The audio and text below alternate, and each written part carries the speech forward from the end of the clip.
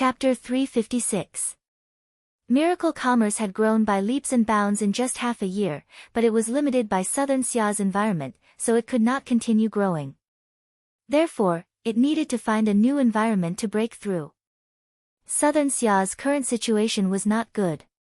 It was very weak internally and was filled with dangers externally. There was a strong desire to develop new resources and find new hope, but it was not convenient to use the country's power. In this kind of situation, Southern Xia and Miracle Commerce could work together. As long as Southern Xia secretly supported the company in establishing themselves in the Forest of Chaos, the company could bring rich resources to Southern Xia in the future, allowing Southern Xia to establish a resource field in the Forest of Chaos and even have a place of their own.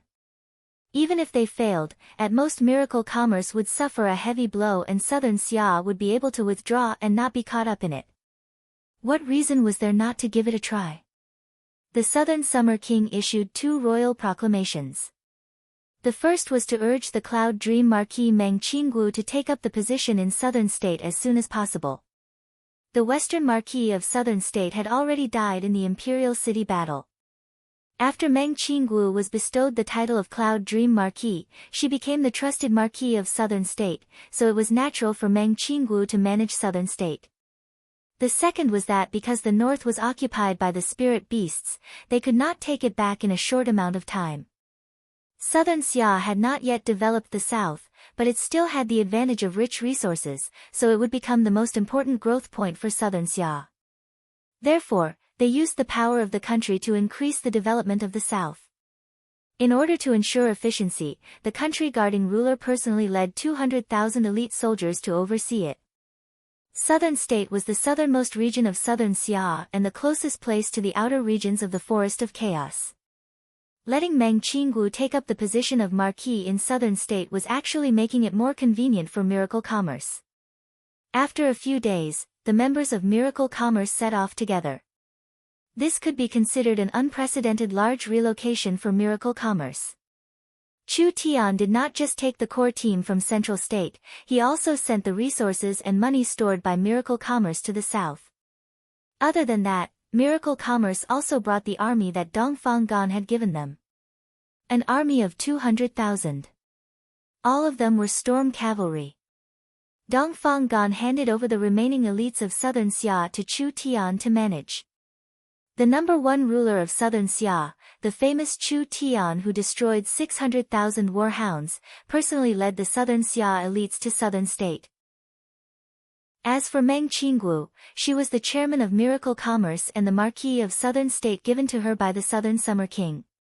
She could lead the entire Southern State army and now no one could compare to their prestige in Southern Xia. Southern State City was not as rich as Central State City, but the people were swift and fierce and the people were all martial artists. It was common to see figures of other races. The South Continent Vice City Lord personally led the South Continent Army to welcome them. Greetings, Country Protector Emperor. Greetings Cloud Dream Marquis. When the soldiers kneeled on the ground, they all had a strange feeling in their hearts. Most of the people here had participated in the battle against Central State. They had fought several months ago, but who would have thought that in this short period of time, Chu Tian would become the Country Protector Emperor and Meng Qinggu would become the Marquis of Southern State. The entire Southern State had become the world of the two of them. Fate was always changing, it really made people sigh. After Miracle Commerce entered Southern State, the resources of the country continued to pour in, helping Miracle Commerce develop Southern State. Chu Tian used this chance to gather a large amount of precious materials to refine pills, wildly increasing Miracle Commerce's strength. Very quickly, Meng Yingying, Meng Qinggu, and the other illustrious Soul Realm cultivators all took several top-quality sacred pills and smoothly reached the true Soul Realm, reaching the 7th awakened soul layer. Of course Chu Tian would not mistreat himself. In just a short week, he had used several top-quality level 2 sacred pills and easily jumped a layer, reaching the 8th awakened soul layer. Actually with Miracle Commerce's current resources, Chu Tian had the ability to increase everyone's strength even more. However, Relying on pills to increase their strength in a short period of time would only increase their dependence on pills, which would be detrimental to their future growth. Therefore, Chu Tian decided to slow down. He used the remaining resources on Chen Bingyu and Dongfang Haoren, the two peak ninth awakened soul layer cultivators, building a foundation for them to break into the true spirit realm. The previous Southern Summer King's son, Dongfang Haoren, had already joined Miracle Commerce. Chu Tian had appointed him as the head of the Chu sect, managing Chu Tian's Chu sect. Dongfang Haoren's talent was not inferior to Chu Xinghe's. If he was properly trained, he would become an expert in the future. While large amounts of resources were being used to train high-level members, Miracle Commerce did not forget to develop low-level members. The resources consumed in this period of time was over 10 billion gold coins. This was not a small amount even for the three great clans of the past. There was no power in southern Xia that could consume this much resources in just a few days. Miracle Commerce consumed resources too quickly and large amounts of gold coins flowed into the people. Adding in the chaos from before, the prices in southern Xia were soaring and the price of a sacred herb was more than double what it was before. Chu Tian did not care about this at all. Gold coins were a low-level currency, it was useless once they left southern Xia. Didn't Chu Tian create Miracle Commerce to collect resources to cultivate and grow? He would spend money when he needed to. As for the damage Miracle Commerce would cause to southern Xia's economy, this was not something he considered at all. The most important task now was to build a space warehouse. Because southern state was very backward, the various infrastructures were very backward. Miracle Commerce needed to transport large amounts of resources, so shipping and air were too slow. If there was a space warehouse now, it would be much more convenient to transport resources. Especially after they entered the Forest of Chaos. Miracle Commerce's airships couldn't just randomly enter the Forest of Chaos. If they couldn't solve the problem of transporting resources, how could Miracle Commerce develop the Forest of Chaos? Chu Tian personally guided Vivian, Meng Qingguo, and Meng Yingying as they began the construction of the space warehouse. This was because the lowest level of spatial technology was level 3 source energy technology. True spirit realm experts with spatial abilities couldn't operate it. Currently, only Vivian could directly use it. Meng Qingguo and Meng Yingying had strong learning abilities, mainly learning the complex spatial knowledge. Of course, Meng Yingying's learning ability was weaker than Meng Qingguo's, but Meng Yingying's mirror source spirit could imitate other source spirits. There would be a day when Meng Yingying would become an important spatial technology researcher. Cheers erupted in the research room on this day. This is great, we've successfully marked the space. Vivian danced with joy. After using an entire 10 days, Vivian had finally placed a spatial spiritual imprint on a subspace.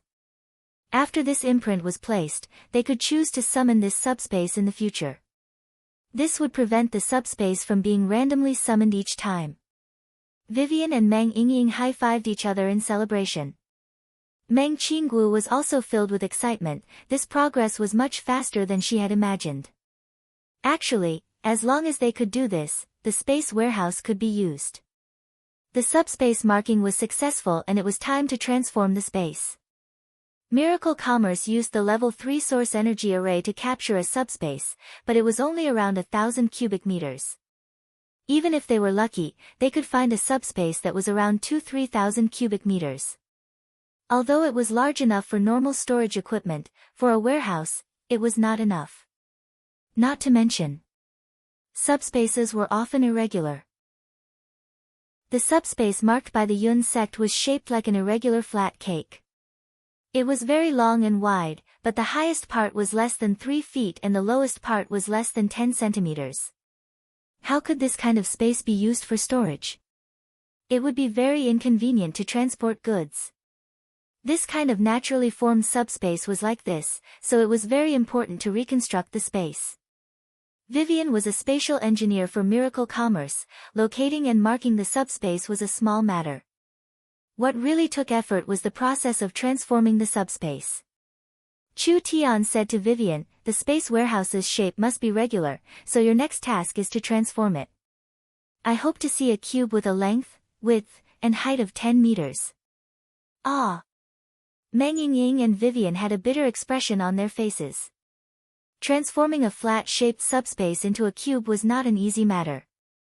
Not only did Vivian need to do this, Meng Yingying and Meng Qingwu also needed to use the spatial knowledge and formulas they had just learned to do large amounts of calculations. This was definitely a large task. Does it have to be a cube? It has to be a cube. Chu Tian was not purposely making it hard for them. This spatial technology was a very complex technology. If they couldn't even make a level 3 space warehouse, how could they hope to develop a higher-grade spatial product in the future? Cubes, or spheres were all fine, but Chu Tian's requirements were a bit stricter. This was also to hone their spatial technology. Vivian was filled with fighting spirit. No problem, I'll definitely make it into a cube. Chu Tian nodded his head in satisfaction. Then let's first do a spatial transportation experiment. Everyone revealed a look of joy. Whether the space warehouse was good or not, it would all depend on the performance of this experiment. If the space warehouse was really that fast, then it would set off an unimaginable revolution on the continent. Chu Tian said to Meng Qingwu, inform the Central State Yun sect to send 1,000 submachine guns over. All right. Meng Qingwu immediately took out a portable communication device and immediately called the Central State Yun sect's number. Hello, is this old Zhang? Please bring 1,000 submachine guns to the spatial laboratory. We will be doing a spatial transportation experiment. Right, don't ask too much first. Meng Qingwu hung up the communication device.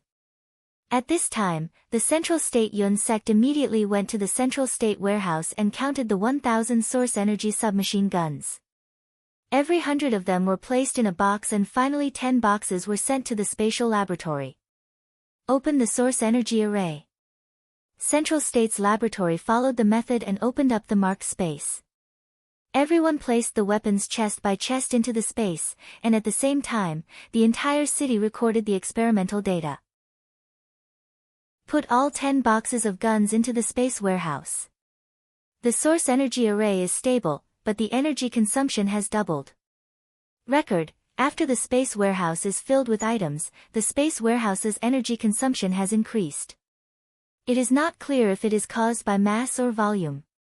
After the Central State Yun sect's researchers finished collecting the data, they immediately closed the source energy array and used the communication device to contact Meng Qingwu. The goods have already been sent. Chu Tian waved his hand. Let's take the goods. Yes. Meng Yingying was filled with excitement as she pressed the button to open the space warehouse. Several energy columns released a dazzling light. Meng Qingwu could clearly feel that the energy consumption to open the space warehouse was several times more than the previous times. The energy columns quickly weakened at a shocking rate. When goods were loaded, the space warehouse's energy consumption would increase. Energy was very cheap in this era, so it wouldn't increase the cost by too much. However, it would restrict the quantity and quality of goods that could be transported.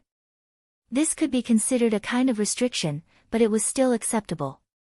Vivian and Meng Yingying hurriedly took out 10 boxes. Every box was in good condition, without the slightest bit of damage. When the boxes were opened, 100 submachine guns were neatly stacked on top of each other. The entire transportation process did not even have the slightest bit of turbulence. Wow, perfect. Meng Yingying excitedly shouted, doesn't this mean that I can eat Central State's roasted chicken in Southern State at any time? Vivian's little face turned red, not to mention Central State's roasted chicken. When our elves build the space warehouse, I'll have the elders brew the best quality elven green tea for you every day. Even if it's sent to your room from several tens of thousands of miles away, it will still be freshly brewed and steaming hot. Meng Qingwu couldn't help smiling. These two girls only knew how to eat and drink. But the space warehouse's spatial transportation function did indeed have great prospects and potential. Chapter 357. Miracle Commerce conducted several tests and collected a large amount of data. The final conclusion was that the space warehouse was very stable, and other than not being able to store life objects and pure energy objects, there were no special restrictions. The space warehouse would not damage the items stored and even had the effect of preventing them from rotting. Other than that, maintaining the space warehouse required a large amount of energy, and the amount of energy consumed was closely related to what was stored in the warehouse. Empty warehouses consumed the least amount of energy, and the more items there were, the more energy it consumed. This was related to the volume, quality, and energy of the items stored. If the volume was too large, the quality was too high, or the energy was too strong, the energy consumption of the space warehouse would be very large. At that time, the 4 energy pillars would be squeezed dry before the space warehouse could be opened, causing the opening of the space warehouse to fail. Although energy wasn't valuable, building the energy pillars was quite troublesome. Therefore, in the process of opening the space warehouse, one had to carefully understand the situation of the warehouse to avoid unnecessary losses and troubles. Whether it was the space warehouse's structure or the space warehouse's encryption, the warehouse needed a large amount of time and energy to be perfected. This was not a small project, and to Miracle Commerce, who only had a single spatial engineer, it was not a small challenge. Vivian had no complaints about this and instead felt very honored. It was because the work was special and irreplaceable that she was filled with energy. The space warehouse was not only Vivian's first project, it was also a perfect work of art that was slowly being born in her hands. She wished she could use all her energy to make it perfect. Vivian worked overtime every day with Meng Qingguo and Meng Yingying helping out. The progress of the space warehouse was not fast, but it was being pushed forward bit by bit. Only, the number of times Chu Tian came to the space laboratory was becoming less and less. It was unknown what he was doing all day. Meng Qingguo asked around and found out that Chu Tian had brought Gu Qianxiu and a group of old men to do research on medicine. Meng Qingguo understood Chu Tian too well. This fellow wouldn't do anything unnecessary. Since it could produce such a strange medicine, then there must be a reason for it. What was so novel about this medicine? How could the general manager of Miracle Commerce not know what happened at Miracle Commerce? Meng Qingguo personally looked at the Yun sect's research records and was shocked to find that she had never heard of this medicine before. Large amounts of fierce beast blood and strange materials were used to refine something called the wild blood medicine. What use did this thing have? It was definitely not a medicine that could increase one's cultivation, nor did it have any healing or detoxifying effects. Meng Qingguo couldn't help but look for Chu Tian. She slapped the documents on the table. The space laboratory's progress has reached a critical point. It's fine if you don't go help, but now you're researching some strange thing. Aren't you going to give me an explanation? Explain? Why should I explain it to you? I am the boss of this Miracle Commerce. Look at you acting like a lady boss. Chu Tian calmly took a sip of tea. Before entering the forest of chaos, what do you think is the most urgent problem to solve? This question stunned Meng Qingguo. The company had a bunch of problems that needed to be solved, so she didn't know which one was the most important. Meng Qingguo countered with a question, then what do you think it is? We lack a strong army of our own. Actually, Miracle Commerce's technology is already very advanced in the modern era. Chu Tian said this before pausing, but Miracle Commerce lacks a synchronized military force. Perhaps it didn't feel anything in southern Xia, but once we enter a place like the Forest of Chaos, this problem will be fatal. Meng Qingguo said with knit brows, don't we have source energy weapons? Source energy weapons also need humans to control them. Chu Tian explained his intentions, so, I'm prepared to create an army. Miracle Commerce's underworld mercenary group had 30,000 people. Actually, the underworld mercenary group's original intention was to protect Miracle Commerce's various businesses. Miracle Commerce's businesses were too wide, so they needed a certain amount of troops to guard them. Once the mercenary group was scattered, there wouldn't be much left. The giant shark gang had 100,000 members and only around 10-20,000 elites, so they couldn't effectively protect Miracle Commerce. As for the 200,000 Southern Summer Cavalry in their hands, This was Southern Xia's hard work, and it was a pretty good army, but it didn't belong to Miracle Commerce in the end. Not to mention the fact that cavalry couldn't be used in the Forest of Chaos. The Forest of Chaos was different from Southern Xia. The Forest of Chaos was a truly chaotic land. If one didn't have a strong enough influence, what could they do even if they brought good goods into the Forest of Chaos? Perhaps before the company could even start operating, everything would be stolen. Meng Qinggu was a little interested. Then what are you prepared to do? At this time, Chu Tian's communication device rang. Meng Qinggu was a little surprised. Only the core members knew Chu Tian's number, and if there wasn't a big matter, no one would call him. Everyone knew that Chu Tian was very lazy. If something happened, he would find Meng Qinggu. Nangong Yun's anxious voice came, Chu Tian, this is bad, we've been robbed by bandits. Where did these bandits come from that dared rob Miracle Commerce? Wasn't this just nonsense? Even the Southern Summer King didn't dare offend Miracle Commerce now. Chu Tian had a large army in his hands and was the #1 noble in the Southern Summer Country, so what was the difference between offending Miracle Commerce and committing suicide? Chu Tian did not say anything. Meng Qinggu quickly asked, Nangong, what are you saying? What is going on? I don't know either. It's just that a large group of barbarians ran out of the mountains and attacked our engineering team. Nangong Yun quickly explained, those barbarian commanders aren't weak, they've captured Big Sister Yun Yao and Big Sister Kai Dai. Before Elder Sister Kai Dai was captured, she contacted me. I heard that they suffered heavy losses, so quickly come and save them. Southern State was the most primitive and barbaric region of the 8 states. Most of the barbarians came from the south and were very strong, making people fear them. Moreover, they were not civilized at all and would often kidnap caravans from cities. When the Western Marquis managed Southern State, he used a strategy of absorbing and resisting. He recruited the barbarians to increase his army's strength while using the Southern State army to suppress the barbarians, maintaining a balance in front of them. After Miracle Commerce came to Southern State, Meng Qinggu understood the local situation.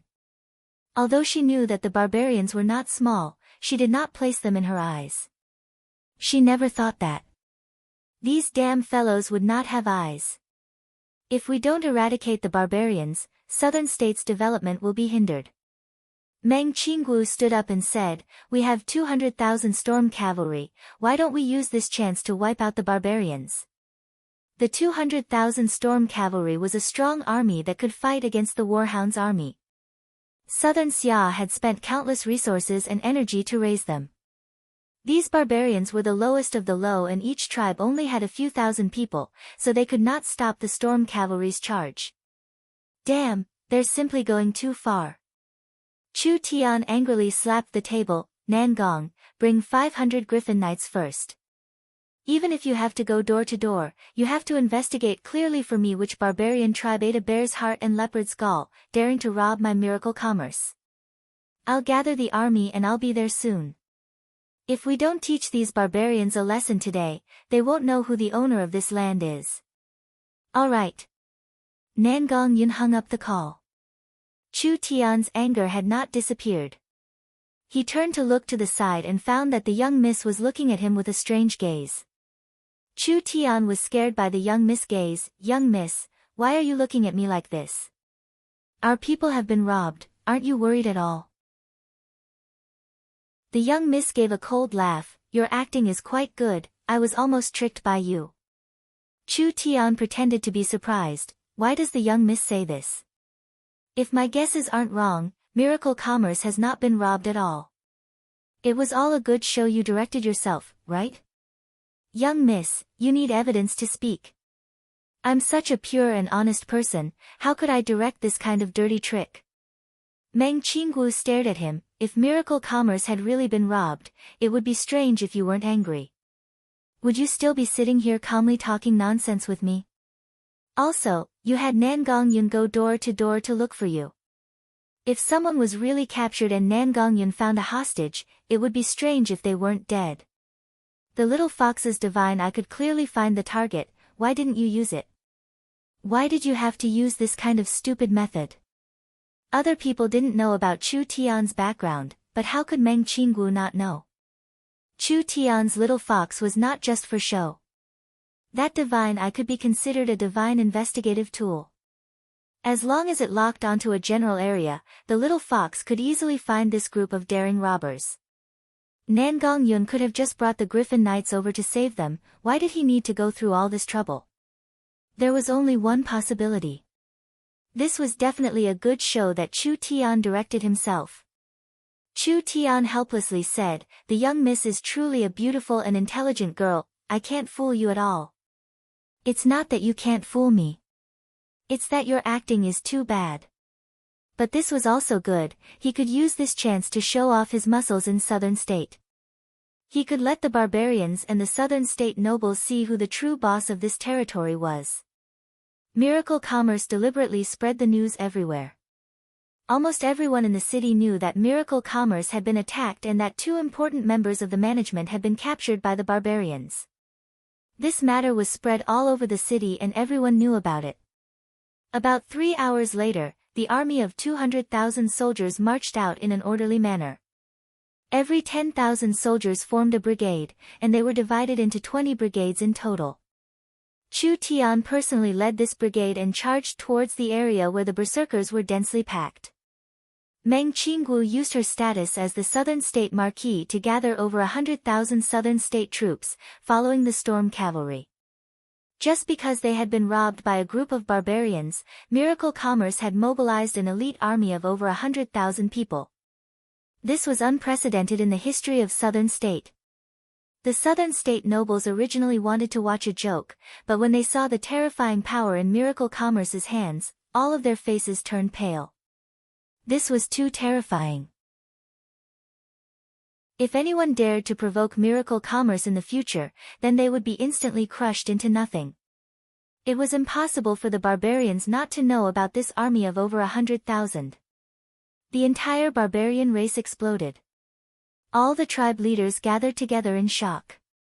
Just which bastard dared to provoke a monster like Miracle Commerce?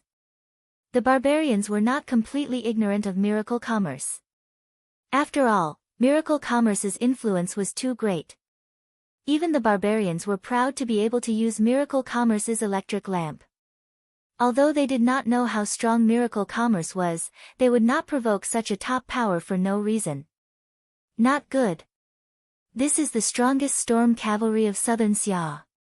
Reporting to the chief, the humans have sent over 100,000 cavalry. We should quickly escape. Damn it. Which tribe did this? Do they not have fucking eyes? Quickly find them and hand them over to the humans. It's too late, too late. The human army has already surrounded us. They want to use this as an excuse to wipe us out in one fell swoop. The barbarians were like ants on a hot pan. This was simply a disaster for the barbarians. Chapter 358. Chu Tian's vast army moved out and the barbarians were completely scared silly. They could bully the Western Marquis, how could they dare provoke the country-guarding ruler who had such a large army? The Northern Warhounds had tens of millions of people, but the Southern State barbarians did not even have 1 million people. This small population was divided into several large and small tribes. The country-guarding ruler was not afraid of the Warhounds, so how could he be afraid of the Southern barbarians? So what if the barbarian warriors were strong and had thick skin? The Warhounds' army of 600,000 had been completely annihilated by Chu Tian. Actually, the barbarians were afraid of offending the country-guarding ruler and bringing about the extermination of their tribe, so when they learned that Chu Tian had come to Southern State, they began to restrain themselves. They began to prepare rations and prepared to leave the Southern State area. Although the barbarians were not smart, they were not fools. Who would want an uncontrollable power to appear in their territory? The Western Marquis had no way of dealing with them before, but the country-guarding ruler had the ability to eliminate them. If they waited for Chu Tian to make a move, it would be too late. Miracle Commerce could feel the barbarians restrain themselves and prepare to leave, so it was peaceful for half a month. Meng Qinggu did not plan on making a move against the barbarians. Who would have thought that at this moment, it was unknown which group of idiots would not be able to hold themselves back and go out to eat. It was fine if you said they were robbing a normal caravan. The barbarians were doing this in the dark, and it was fine as long as they did not go too far. Who would have thought that this group of idiots would attack the Miracle Commerce's communication team? It was fine if you said you robbed them, but you killed Miracle Commerce's employees and captured 2 of Miracle Commerce's high management members. Wasn't this seeking death? It's over this time, they're really dead. An old barbarian tribe leader quickly discussed countermeasures with his tribe members. An old barbarian covered in bone ornaments stood up and said, "This is just a fuse. The southern summer people will not tolerate the barbarians. Nothing happened today, but something will happen tomorrow. The humans will destroy us sooner or later. Even if they don't make a move, we won't dare rob them. Without a source of income, we will starve to death. That's right. We can't stay in southern Xia any longer. We have to run." The barbarians did not know how to farm and manage. Each of them was rude and barbaric. The human race disdained to associate with them, so they could only rely on robbing for a living. Now that Nanzhou's living environment was rapidly deteriorating, no one dared to rob the barbarians anymore, so how could they guarantee their future lives? The barbarians had lived in the southern province for many years and had a deep conflict with the people of the southern province. From the perspective of human interests, they would not allow a foreign force that could threaten them to reproduce in their territory for a long time. Even without this incident, there would come a day when humans would attack the barbarians, so retreating was the only way. The old patriarch nodded. "How's the stock preparation going?" "The preparations these days are almost done. As long as the old chief gives the order, we will hide in the forest. No matter how powerful that country-guarding Emperor Chu Tian is, he can't chase us into the forest to attack us." The old patriarch nodded. It seemed like this was the only way. Although the living conditions outside of the southern continent were a little harsh, they could still reproduce. It was better than staying in the southern continent and waiting for death. This is bad. This is bad. Chu Tian has led an army of several 100,000 to surround all 4 sides, trapping all the tribes. Chu Tian has issued an order. Before the hostages are rescued, any tribe that dares to act rashly will be annihilated. The old patriarch was shocked. The southern Xia army had surrounded the barbarians' living area so quickly. Now that they couldn't escape even if they wanted to, what should they do? In the end, only a few minutes had passed. This is bad. The humans are coming. Clansmen, fight with them. When these old barbarians heard the shouts outside, all of them were scared out of their wits and hurriedly ran out. A red-haired woman riding a griffin flew over with hundreds of griffin riders. All the young barbarians in the tribe picked up their javelins and rushed towards this flying unit. "Stop! Quickly stop!" The old patriarch's eyes almost popped out. These reckless youngsters, do they know what kind of army this is? This was Southern Xia's trump card, the Griffin Riders. This was a special force used to protect the royal family. Whether it was the riders or the mounts, they were all in the awakened soul realm. Don't think that the other side didn't have many people. These several hundred Griffin Riders were enough to destroy a barbarian tribe of several thousand people. Too late. These young-blooded barbarians were all like newborn calves that were not afraid of tigers. When they saw the Griffin Riders approach, they immediately threw their javelins. How could this level of attack injure the Griffin Riders? The Griffin Riders easily shot down the javelins that were thrown at them. Good. You barbarians. You actually dared to sneak attack the Southern Summer Army? It seems like you'll be the ones to attack my caravan. Nangong Yun was filled with rage as her red hair danced in the air. She pulled out an exaggerated storm rifle and angrily shouted with a fierce expression, "If I don't give you a taste, you won't know how strong I, Nangong Yun, am." This was the legendary source energy weapon. The old patriarch had only heard of it, but he had never seen it before. Nangong Yun did not give the barbarians a chance to explain. She raised the storm rifle and spat out an angry flame. Large amounts of source energy bullets wildly rained down on the barbarian tribe. The barbarians preparing to throw their javelins had never seen such a terrifying weapon before, so they were all hit until they covered their heads and ran. Too terrifying. This was simply a demon's weapon. Nangong Yun's storm rifle had fired several hundred source energy bullets in less than half a minute. That wild storm of bullets made every barbarian feel like their liver was being torn apart. Who would have thought that this was just the beginning? Nangong Yun loudly shouted, "Everyone open fire. Let these bumpkins experience the power of miracle commerce." The several hundred griffin riders put away their javelins and each one took out a source energy submachine gun. With several hundred source energy guns firing at the same time, what kind of scene was that? The barbarians had finally experienced the power of technology. In an instant, the rain of bullets fell down like a waterfall. The barbarian tribe's stone houses were destroyed, the tents were riddled with holes, and the ground was filled with holes. Who told you to go against miracle commerce? Who told you to steal our people? Who told you to go against the Southern Summer Army? Nangong Yun took out a hand grenade and threw it into the barbarians' food warehouse. With a terrifying explosion, large amounts of flames soared into the sky and the warehouse was razed to the ground. A portion of the griffin riders took out hand grenades and threw them into the barbarians' buildings. Red energy mushroom clouds popped up one after another like mushrooms. The old patriarch and the group of old barbarians were all stunned. The houses were gone, the land was gone, and the food was gone. Nangong Yun led the Griffin army to wreak havoc for an entire 5 minutes. The barbarians could not resist at all and the entire tribe was completely destroyed.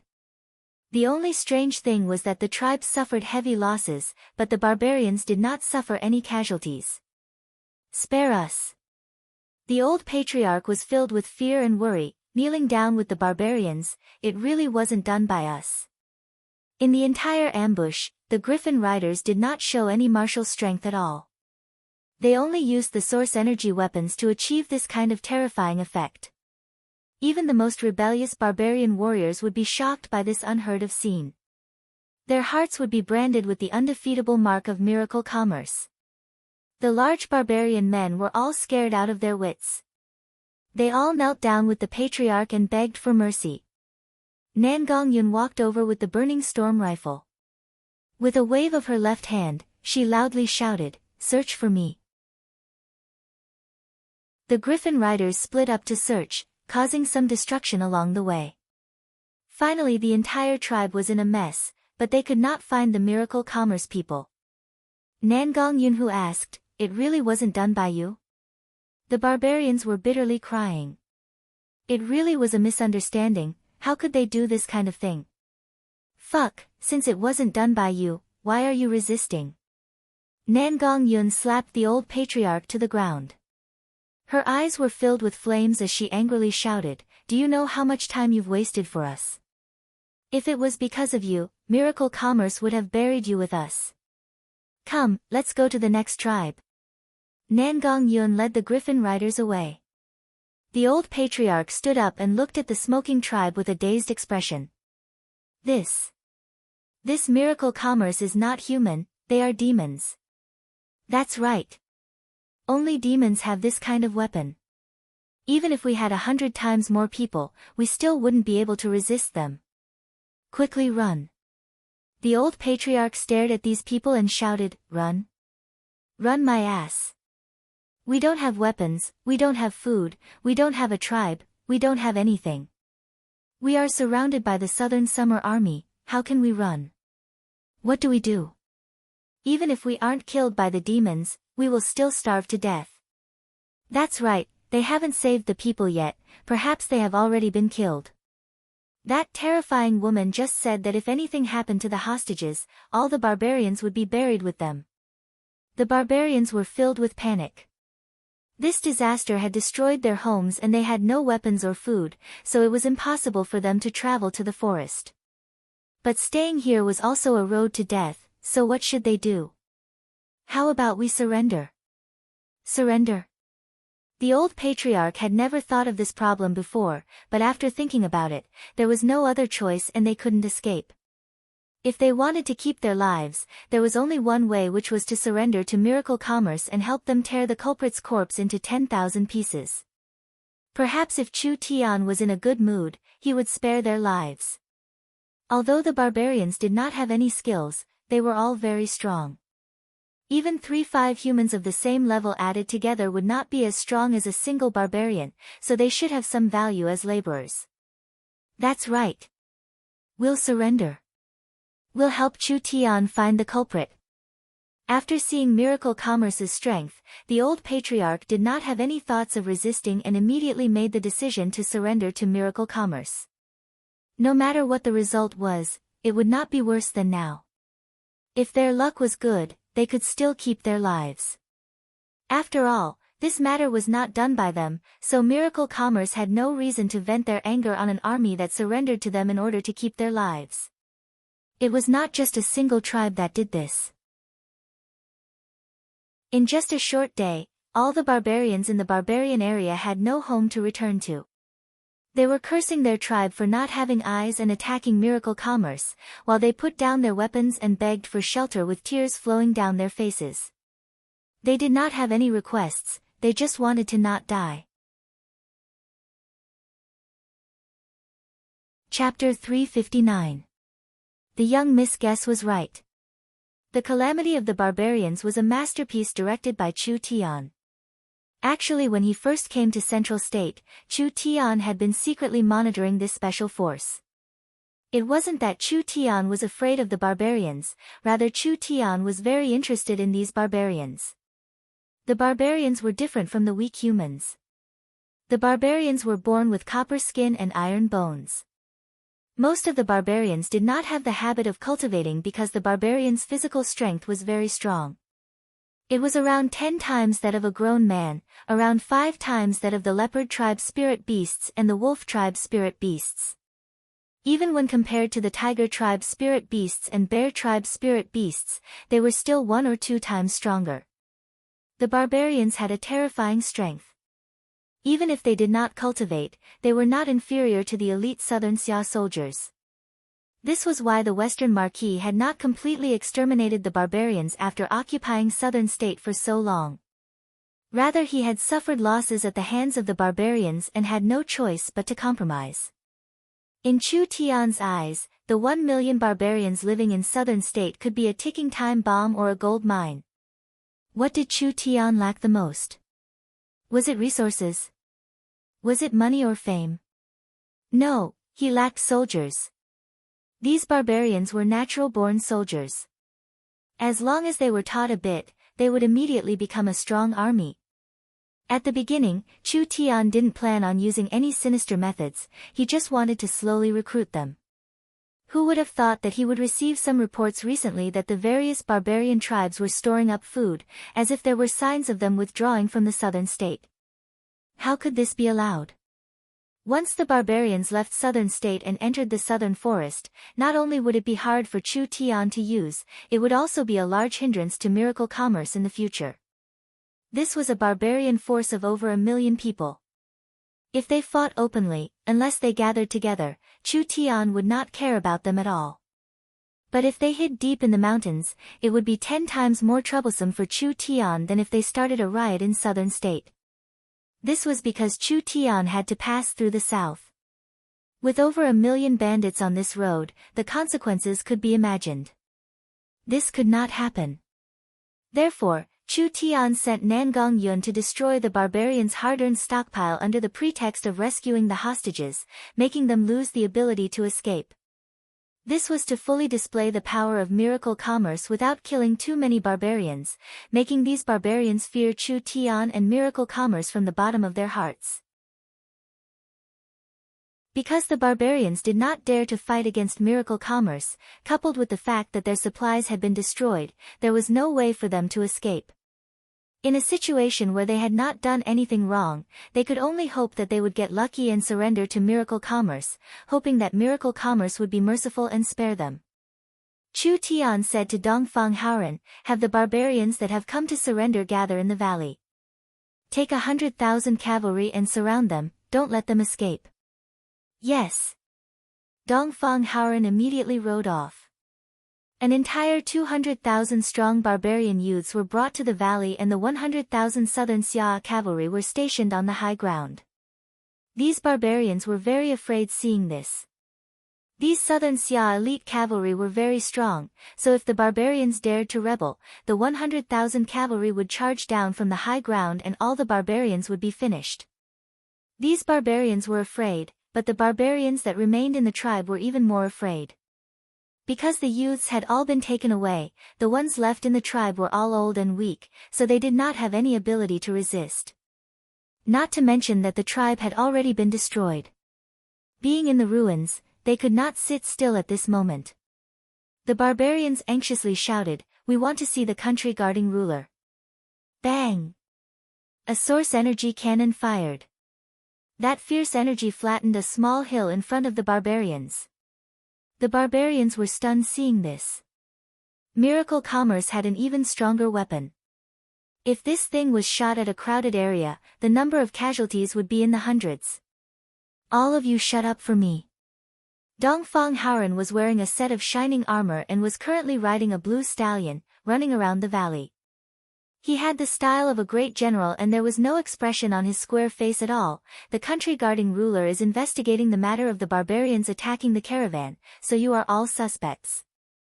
Just stay here and after this matter is over, the country guarding ruler will deal with you." Injustice! Injustice! This must have been done by the Black Rhino tribe. Nonsense! Our Black Rhino tribe hasn't done anything in half a month, this must have been done by the Iron Bull tribe. I saw them bring a team out a few days ago. Fuck! Don't slander us, we only went out to hunt. The barbarians quickly blamed each other. Their simple minds would never have thought that this entire matter was directed by Chu Tian and they were all victims. The barbarians did not believe that Miracle Commerce would do such a senseless thing because with Miracle Commerce's strength, it was not hard for them to destroy the barbarians, so why would they do such a thing? The barbarians became more and more fierce and finally they began to fight. They all fell into a ball in the valley and the crowd was thrown back and forth. It was a very intense fight. Hung, hung, hung. Another few hills were crushed. Dongfang Haoran raised the loudspeaker and shouted, "Whoever dares cause trouble will be killed." The barbarians immediately became obedient. "We all surrender. We beg the country guarding ruler for mercy." Chu Tian was sitting on the high ground drinking tea. He looked over the strong barbarians and nodded his head in satisfaction. As long as they were trained, they would immediately become good soldiers. This was truly the heavens helping him. These big fools are quite pitiful. Meng Yingying looked at the barbarians crying out in fear and hunger in the valley and couldn't help feeling compassion. "Our goal has been achieved and they have already obediently surrendered, so how about we let them go?" Chu Tian shook his head, "The barbarians are a rude and untrustworthy race. If we want to deal with these fellows, we can only teach them a deep lesson. Right now, it's not time yet. Look at them, they are all full of energy. Although they said they wanted to surrender, once we let them go, I guarantee that most of them will escape in less than a night. Then what do we do? Let's hang them out for a week until they can't run anymore." Meng Yingying felt that this was a bit cruel. What if they start a riot from hunger? Chu Tian gave a laugh and said, "The barbarians are soft and afraid of the hard. They have already shown their strength, so they don't dare act rashly. Not to mention, I didn't say I would kill them. As long as we don't give them hope, they will continue to wait." Meng Yingying sighed, "Stupid barbarians, it's not that I don't want to help you, but who told you to be targeted by Chu Tian? It would be strange if you weren't unlucky. He did what he said." Chu Tian trapped the barbarians for 7 days and 7 nights without food or water, only able to eat grass and drink rain. After 7 days, the barbarians were all flattened from starvation, looking like a large group of refugees. When the barbarians' bodies and minds were about to collapse, suddenly, The cavalry all retreated.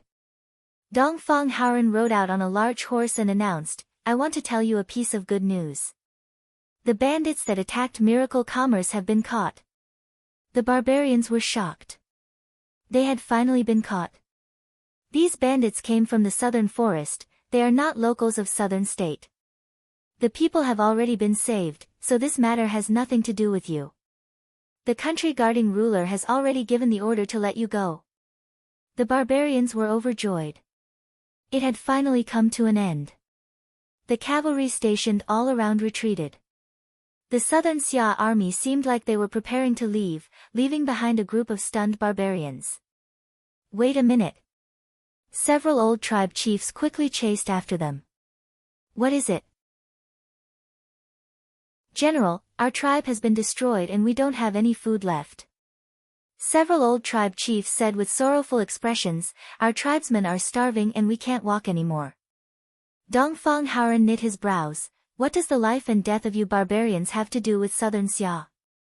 You have to know that you have done many evil deeds, the country guarding ruler not killing you is already a great kindness." The barbarians began to plead, "We have already surrendered to the country guarding ruler, please give us a way out." "I can't make this decision." Dongfang Haoren said, "I have to go back and ask the country guarding ruler." "Thank you, General, thank you, General." Dongfang Haoren didn't leave for long before he returned. The barbarians had not left yet, probably because they didn't have any strength left. "The ruler's letter is here." Dongfang Haoren raised a scroll high up. The barbarians all knelt down to receive the country guarding ruler's letter. Dongfang Haoren loudly read it out. The content of this ruler's letter was, "This storm has caused heavy losses to the barbarians, but it is not worthy of sympathy. Who told the barbarians to burn, kill, and pillage, committing all sorts of evil deeds? However, the heavens are benevolent, so this ruler will give you a way out. For the long-term peace of southern state and for southern Xia to prosper, Miracle Commerce decided to invest money to rebuild an old city that had been abandoned by humans 50 years ago. With this city as the center, the area within 300 miles became a barbarian autonomous region for the barbarians to live in. In order to ensure that the barbarians would not return to their old ways, Miracle Commerce invested a large amount of money. Other than giving food to ensure that the barbarians did not starve to death, they also developed mines in the autonomous region and built large amounts of factories to provide jobs for the barbarians. The ruler's letter. The barbarians were boiling with excitement. The country guarding ruler wanted to build a city for the barbarians. What kind of boldness and bearing was this? The barbarians and humans rejected each other and living together was impossible, so the country guarding ruler wanted to build a barbarian autonomous region. In the early stages, they would provide food, and in the later stages, they would provide jobs for the barbarians so that they would no longer be bandits. The barbarians were at a loss about this. They did not know if they could adapt to this kind of life, but did they have any other choice? The barbarian tribes were already gone, and with the current situation, they did not have the conditions to evacuate, so they could only choose to give it a try.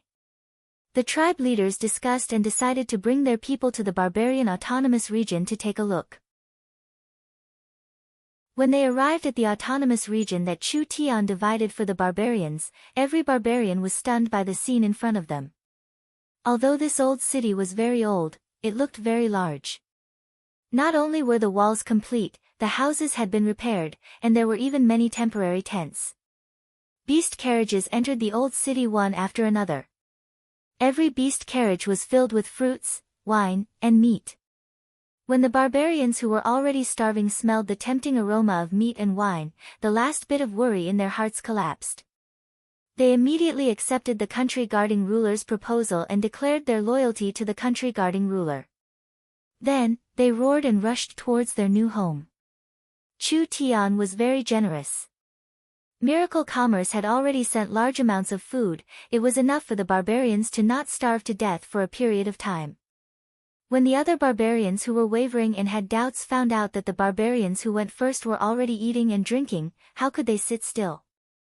The autonomous region was managed by the barbarians themselves. The barbarians would not be controlled by humans, and they would be able to eat their fill and live a good life. Who wouldn't be willing?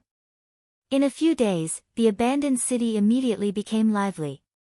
The barbarian autonomous region's population continued to increase, and 80 to 90% of the barbarians had come. This time was different from being forced to surrender to save their lives.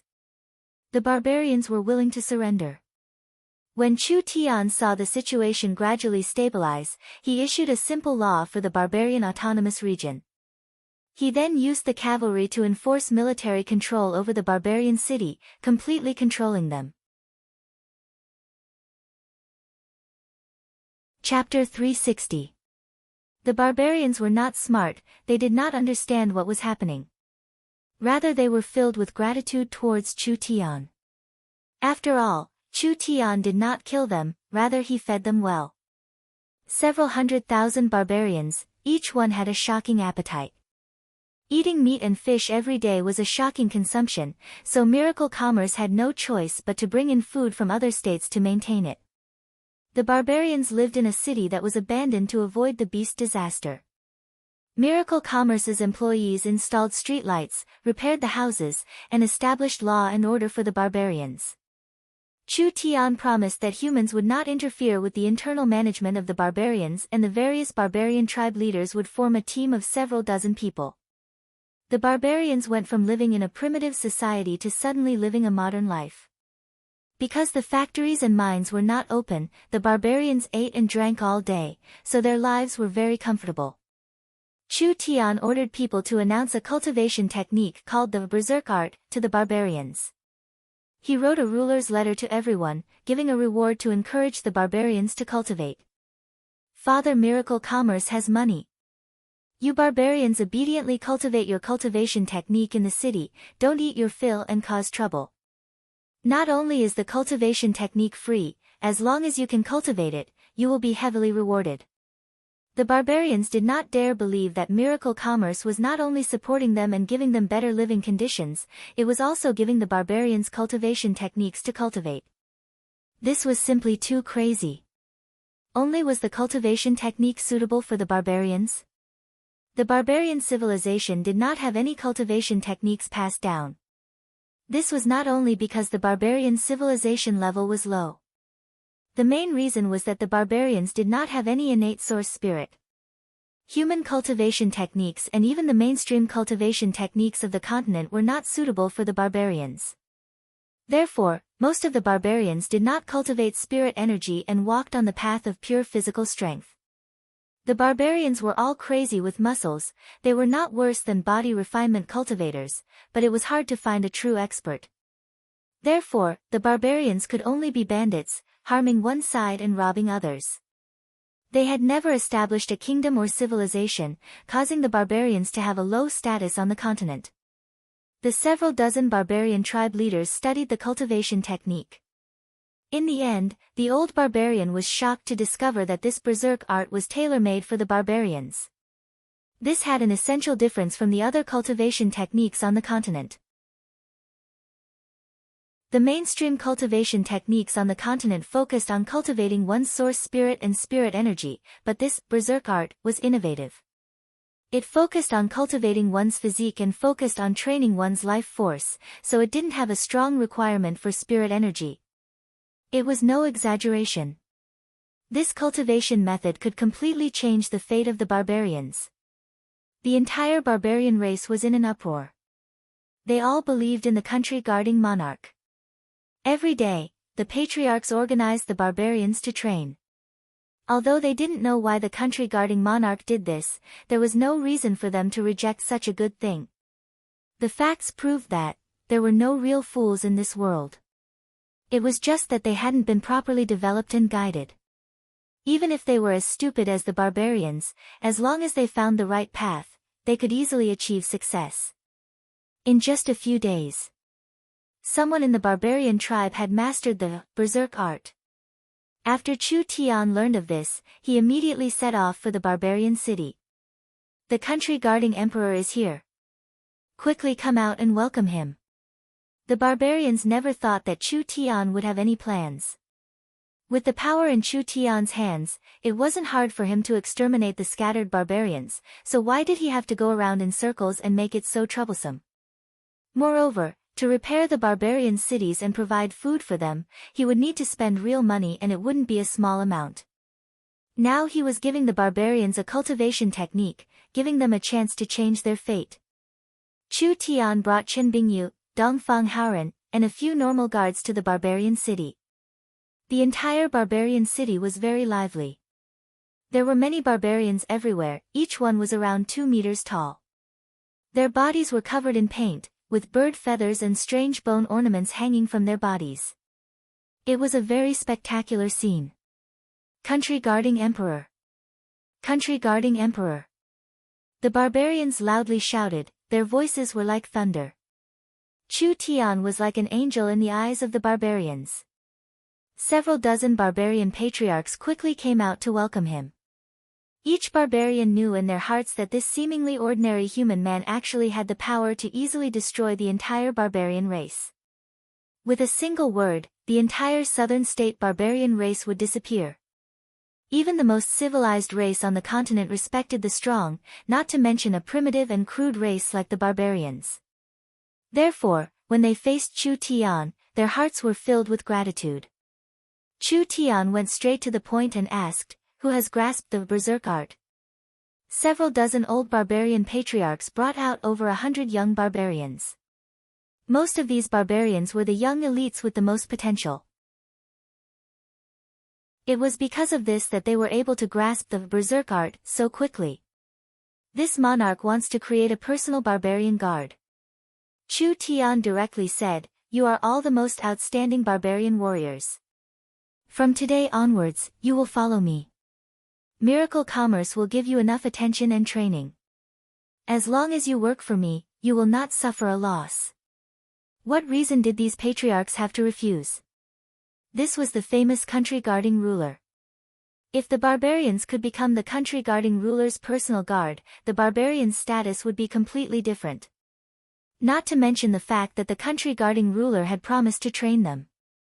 This ruler was not only the person with the highest status in the southern summer country, he was also the leader of Miracle Commerce. He was famous for his wealth, and if they could obtain his training, they would truly become phoenixes. Chu Tian did not stay in the barbarian city and immediately brought the 100 barbarians to the southern state laboratory. Gu Qianqiu and a group of white-haired researchers were busy in the laboratory. They were fiddling with a strange sealed cabin. This sealed cabin was made of metal from top to bottom, and the cabin door was made of hard diamond. It was about 10 feet high, and could accommodate a barbarian warrior. The barbarians were very nervous. They did not know what Chu Tian wanted to do. Chu Tian explained to them, "No need to be nervous, this is not a bad thing for you. On the contrary, it is a good chance for you to be reborn." Gu Qianqiu took out a small and exquisite box that had several hundred bottles of dark red medicine inside. He randomly took one out. "Can we begin now?" These were the recently developed wild blood medicine. The materials used for the wild blood medicine were very rare. There were all kinds of fierce beast blood, demonic things, and etc. Although they were very rare, there weren't many areas where they could be used, so they weren't very expensive. Of course, this was only relatively speaking. This small box of medicine was worth at least several 100 million gold coins. Let's first test the barbarian's strength. The researchers brought the barbarians to a room on the side and began to use all kinds of physical testing equipment to test their fist strength, arm strength, and explosive strength. The barbarian's iron fist slammed down on an iron rake. Pang! The entire iron rake caved in, and the researchers immediately recorded it on the side. Fist strength 11. This was a very shocking number. This meant that in a situation where they had the same cultivation, this barbarian's pure physical strength was 13 times that of a human's. This barbarian was only at the 5th body refinement layer, but even a 9th body refinement layer human would not be able to block a single punch from him. Gu Qianqiu couldn't help feeling surprised. This is truly an unbelievable physical strength. Fist strength, arm strength, wrist strength, leg strength, all kinds of data were roughly calculated. The barbarians' physical strength were all around 10 times that of a human's. The barbarians did not have any cultivation techniques, they could only rely on brute force to create their own territory. This was the foundation of the barbarians' survival. Begin the wild transformation test. A barbarian was sent into the sealed cabin. The researchers inserted a medicine into the injection hole and the dark red liquid was suddenly sucked out by the vacuum pressure. Then the sealed cabin was filled with a red mist. The barbarian did not know what was going on at first and looked around in a daze. Immediately after, waves of spicy and stimulating aura instantly spread around his body, causing his skin to become extremely hot. It was as if power was being released from every cell. His mind suddenly went blank, and intense pain, anger, and violence covered his divine sense. Ah! Ah! The barbarian cried out in pain in the sealed cabin. When a large amount of red mist was absorbed by his skin and body, the blood vessels in his eyes quickly spread. His originally dark skin gradually turned red, and the blue veins on his body bulged like centipedes, constantly twitching and twisting in his muscles. It was a very frightening scene to behold. Dong, dong, dong. The barbarian released a terrifying killing intent, like an angry rhinoceros slamming into the sealed cabin, causing the entire laboratory to shake. However, the sealed cabin was made of special diamond, so even if a giant elephant was trapped inside, it would not be able to escape. In a few seconds, his black skin turned dark red and the barbarian's muscles became at least a size stronger. Dong! At this time, a fist landed on the diamond cabin door, unexpectedly creating a few small cracks in the cabin door. This barbarian had already lost his consciousness and was like an angry killing machine. His body released a scarlet light as he roared and roared, continuously attacking the cabin door, trying to tear everything in sight to pieces. The barbarian soldier revealed a look of fear. What did the people from Miracle Commerce do? This wild state did not last long before the barbarian gradually calmed down. This was the effect of the berserk art he had cultivated, suppressing his wild rage and killing intent.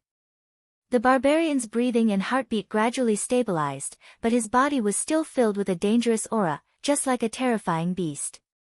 The red mist gradually disappeared, completely absorbed. Chu Tian waved his hand at Gu Qianqiu, "Open it. Nothing bad will happen, right? Relax, everything is under control." Gu Qianqiu was not afraid of him. Although living beings had gone berserk and their strength had increased by more than 10 times, it was still impossible for him to threaten a peak 9th awakened soul layer cultivator. The barbarian soldier walked out of the sealed cabin. Chu Tian asked, "How do you feel?" "I don't know." The barbarian man had a blank expression. "I feel like my strength has increased by quite a bit." Chu Tian made a gesture, "Fist strength test." The researcher took out a fist target and let the barbarian test his strength. Hong! The barbarian's heavy fists slammed into the metal target and an explosive sound rang in everyone's ears. The metal target instantly shattered into pieces. His fist strength has broken through 100. Everyone couldn't help taking in a cold breath. If this fist hit a first awakened soul layer cultivator, it would be enough to cripple them. Chu Tian conducted other tests on the barbarian soldier. Whether it was his body's strength, endurance, or explosive power, they all received a terrifying increase. The barbarian's sensitivity to pain had greatly decreased, his willpower had increased by a large amount, and his body's recovery rate had increased by several times. This was the effect of going berserk. The Miracle Commerce researcher revealed a look of surprise. Chu Tian nodded in satisfaction. "That's right, this is the berserker I wanted." Chapter 361. In the era that Chu Tian lived in, the barbarians no longer existed. Chu Tian had done some research on this race. Speaking of the barbarians were a close relative of humans in the ancient era, but they had mixed the bloodline of an ancient beast.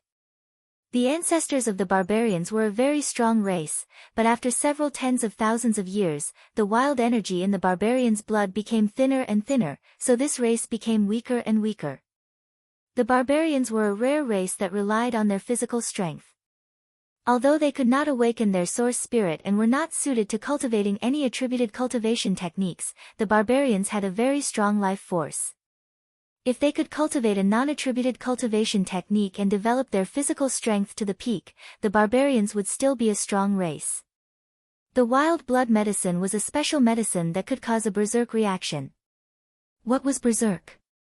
Berserk was similar to the demonic transformation.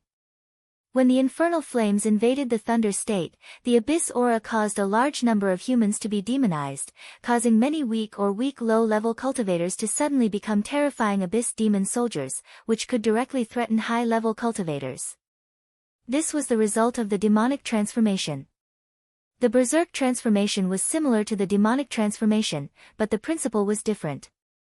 The dark energy infecting a living being was the cause of the demonic transformation, but the berserk transformation was when the power of a fierce beast surged in, stimulating one's potential and fully developing one's physical strength. The demonic transformation was more extreme, so it was basically irreversible. Although the berserk transformation was not as extreme as the demonic transformation, normal living beings would still pay a large price for going berserk. The berserk transformation could increase one's strength by a large amount, but the price was losing one's rationality. They would become crazy and bloodthirsty, unable to differentiate between friend and foe. The berserk transformation would wildly slaughter everything in sight. There would be no pain, no fatigue, and finally they would die from exhaustion. The barbarians had a special physique and bloodline, so they were one of the few living beings that could undergo the berserk transformation. The berserk art was a cultivation technique made for the berserkers. Not only could it train the berserker's potential, it could also suppress the berserker's berserk state, allowing the berserker to maintain a clear mind in battle. The most important thing was that with each berserk transformation, this cultivation technique would quickly evolve. When this terrifying super soldier was created, Chu Tian would bring them to battle all over the place, allowing the berserkers to participate in battle. This way, the berserker's strength would become higher and higher. Each berserker had a strong destructive might. Once they went berserk, they would not feel pain, fatigue, or fear. They were a group of endless killing machines. This was a unit that could quickly level up. Gu Qianqiu began to transform the remaining 100 barbarians into berserkers. These barbarians were the elites of the barbarian race. When they went berserk, they could instantly cripple a second or third awakened soul layer cultivator in close combat. If such warriors were to form a large army in the future, they would definitely become a sharp knife in the hands of miracle commerce. Even in a warring kingdom, they could be called a trump card army. It was also a high-level army that could grow. Chu Tian planned to create a berserker unit within a month. The initial cost of creating these berserkers wasn't low.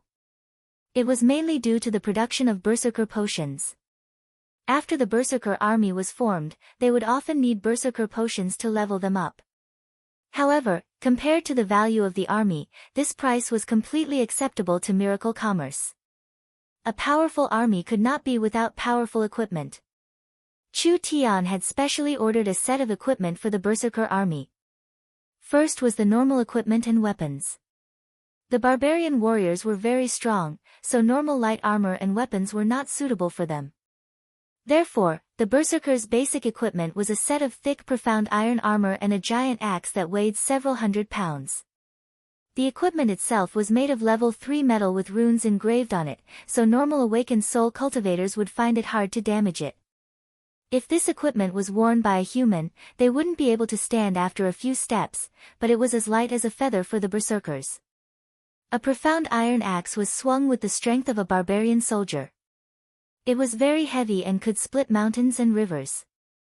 If it was an army of tens of thousands of berserkers, it would be like building a steel wall on the battlefield. At least in southern Xia, other than the Griffin Knights in the air, no other army could break through this kind of defense. How could normal equipment be enough? This was a direct army of miracle commerce.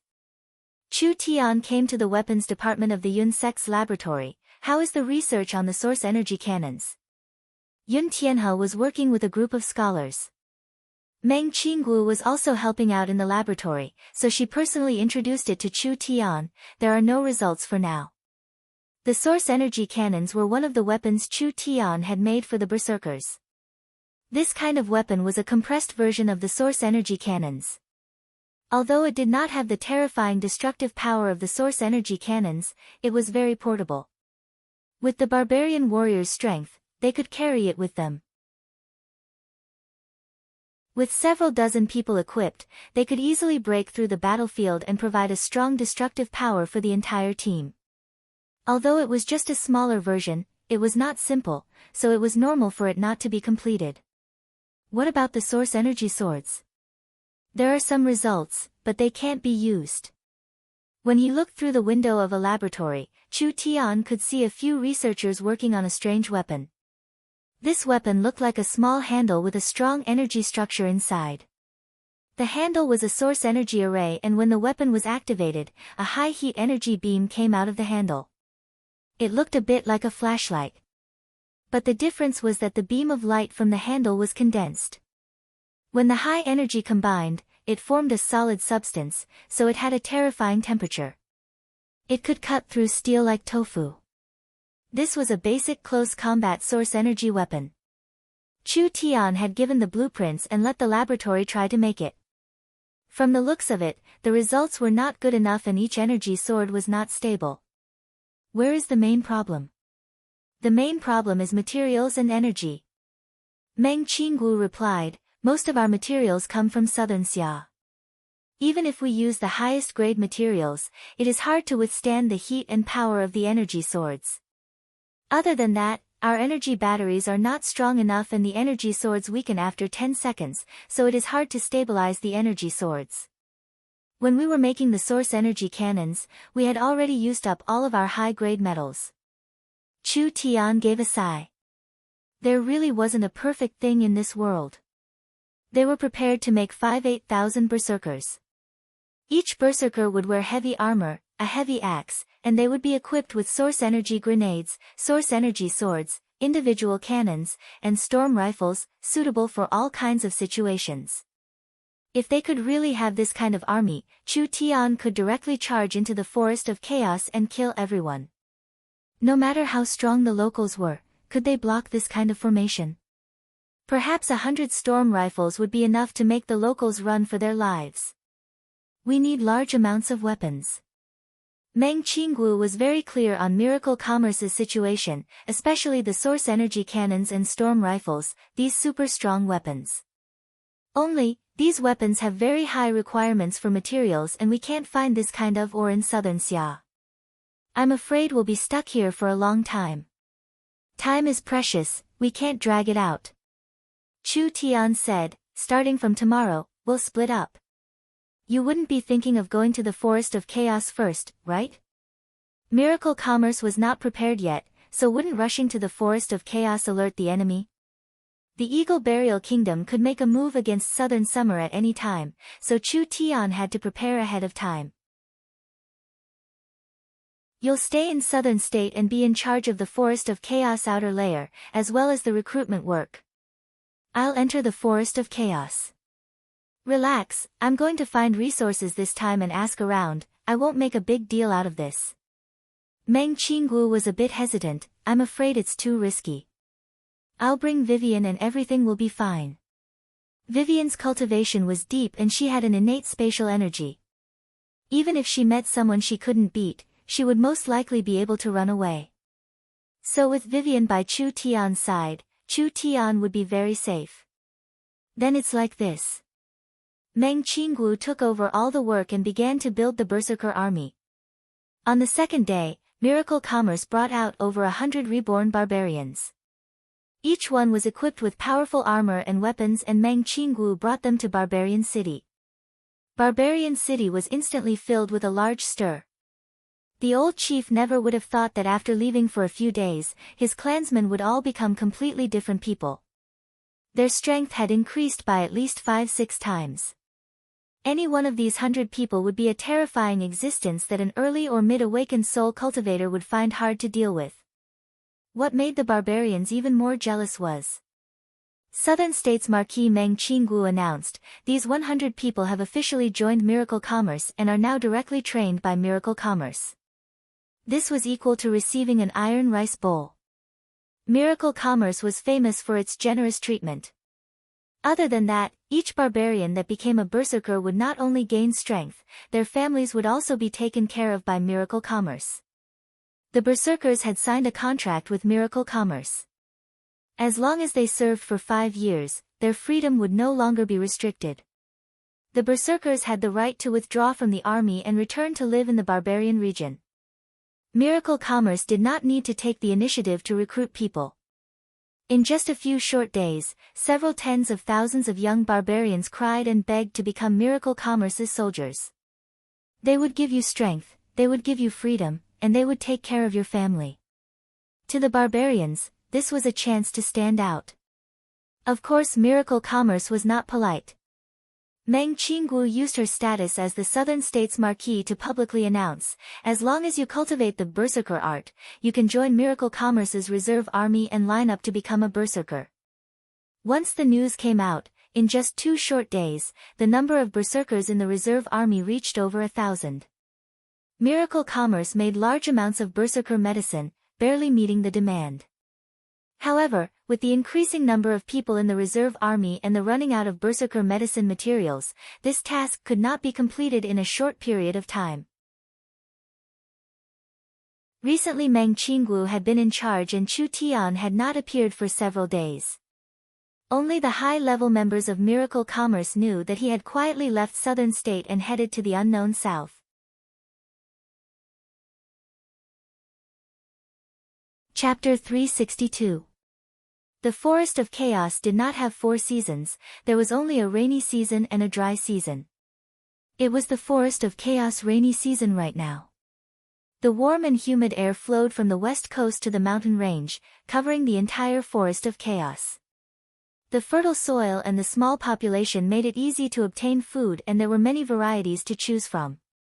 Whether it was spirit beasts, elves, or even ogres, as long as they found a piece of land and scattered their seeds, they would be able to harvest many delicious fruits in the coming year without any cultivation. There was no kingdom, no law, and no order here. People did not need to pay taxes and they did not need to bow down to anyone. As long as they were strong enough, the rich forest's resources were endless. This was the heaven of the strong. It was the hell of the weak. The rich and complex environment gave birth to many different kinds of life. From the ancient species to the rare beasts of the modern era, from the ancient dragons to the elegant elves, they all regarded the Forest of Chaos as their ideal home. Although the resources here could support 100 times the population, it was hard to avoid fighting where there was life. Humans fighting with humans, humans fighting with beasts, and beasts fighting with beasts were already the most common scenes in the forest. There was no end to their desires. For example, the Dragon Lord. This was a giant dragon that had lived for thousands of years, occupying the noble dragon city. It was said that his wealth could be piled up into the sky. However, he was still not satisfied with this. He would plunder large amounts of wealth from the subordinate cities every year. The giants of the giant mountain range, they emptied 100 miles of mountains and built the largest palace in the Forest of Chaos. The treasures inside were coveted by countless experts of the continent. The Elven King ruled the Elven Council, controlling several dozen elven cities and working with several small and medium-sized races, becoming one of the strongest powers in the forest. They controlled countless ancient knowledge and wisdom. The beautiful sea race queen built a city in the sea, stretching from the far west coast to the center of the Forest of Chaos. She wanted to take all the treasures of the sea and land into her hands. There were countless other powers that were not weaker than peak warring kingdoms. They wildly explored the Forest of Chaos, endlessly fighting and killing. The powers intertwined with each other and the Forest of Chaos was in chaos. Heroes rose together, the strong contended, the weak could only choose to be vassals, and even more of the weak tried their best to hide themselves, maintaining the laws of the Dark Forest. No one knew just how many unknown secrets and strengths were hidden in this primitive forest. The Forest of Chaos, the outer region. This place was not strongly affected by the rainy season, but it was still warm and humid. This was a very low-developed area. The roots of the giant trees were everywhere, and all kinds of fungi and algae were scattered all over the place. There were also countless poisonous snakes, insects, and flowers. Every corner seemed to be hiding a deadly crisis. In the middle of a dense jungle, there was a spacious clearing in the middle. This looked like a magical beast lair, and there were roughly 10 or so giant lizards lying there. Each of them gave off a terrifying aura, and their bodies were covered with emerald scales that gave off waves of light, as if they were made from jade. In the center of these lizards was a spring filled with powerful life energy. When soaked in this aura, magical beasts could maintain their growth without hunting. Rustle! Rustle! There was a sudden movement in the forest. The giant lizard smelled the scent and stood up. It let out a low, warning growl towards the forest. The bushes full of berries suddenly shook a few times, and a few extremely sharp sword cheese shot out. In an instant, the beautiful scales of the giant lizard were shattered, and several lizards were injured. Roar! The lizards angrily counterattacked. They opened their large mouths and didn't see anything being spat out, but the roots and bushes on the ground seemed like they were hit by some kind of energy. They all shattered into the air and each fragment seemed like it had been twisted. 5 people wearing travelers' cloaks appeared in their field of vision. Although it was 5 normal humans, the lizards felt a dangerous aura and immediately attacked together. Who would have thought that at this time, one of them would cut open the space in front of them? The invisible energy the lizards shot out was all sucked into the spatial crack. Dong! The lizard's scales exploded in an instant, and all the energy landed on him. The leader of the lizards was incomparably angry. Its 4 strong limbs stepped off the ground and it charged at the 3 of them. At this moment, a little white fox jumped out. Its small body suddenly expanded and transformed into a huge demon fox. When it was stared at by the demon fox's strange eyes, the lizard king instantly froze on the spot. Then, it suddenly turned around and launched a fierce attack on the other lizards. Another person jumped out. A cold current came out and turned a lizard into an ice sculpture. Another person took out a giant sword and slashed the ice sculpture into pieces. There was no suspense in this battle. The 10 lizards were not weak, but they were still level 2 demon beasts.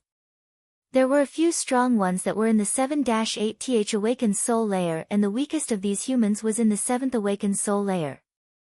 There was even an elf that had the strength of a true soul cultivator. That's right.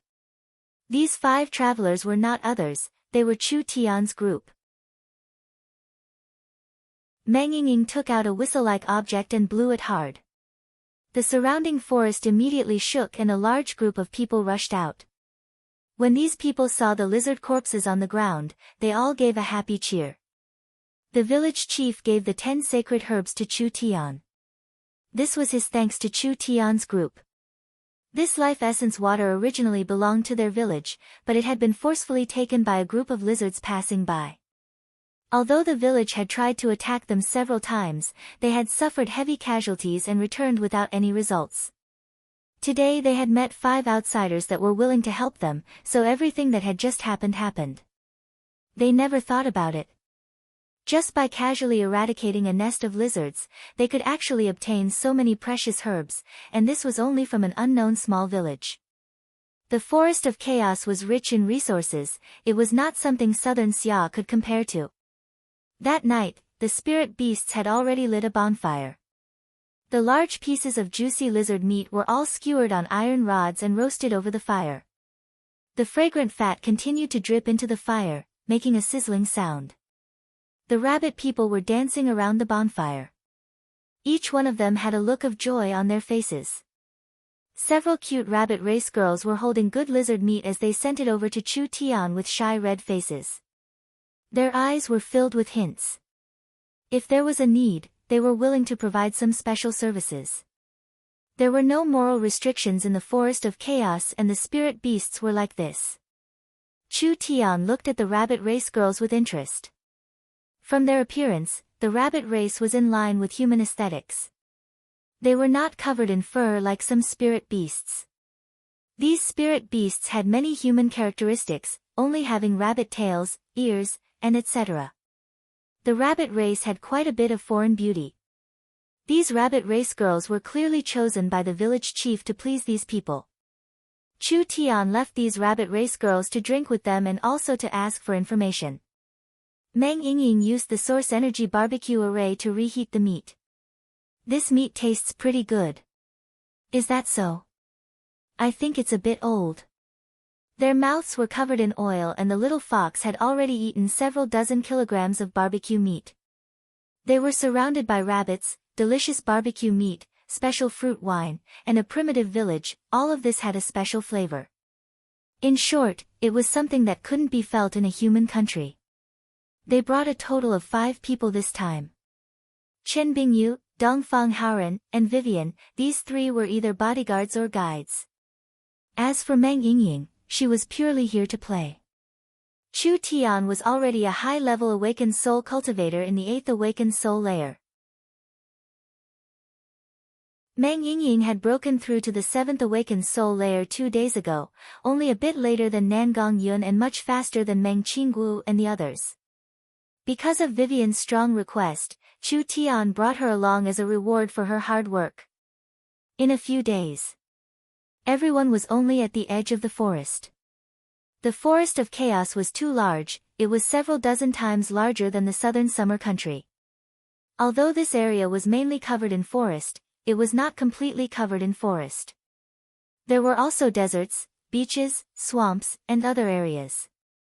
Other than that, the population density of the forest of chaos could not compare to southern Xia, but the demon beast density was several times higher than southern Xia.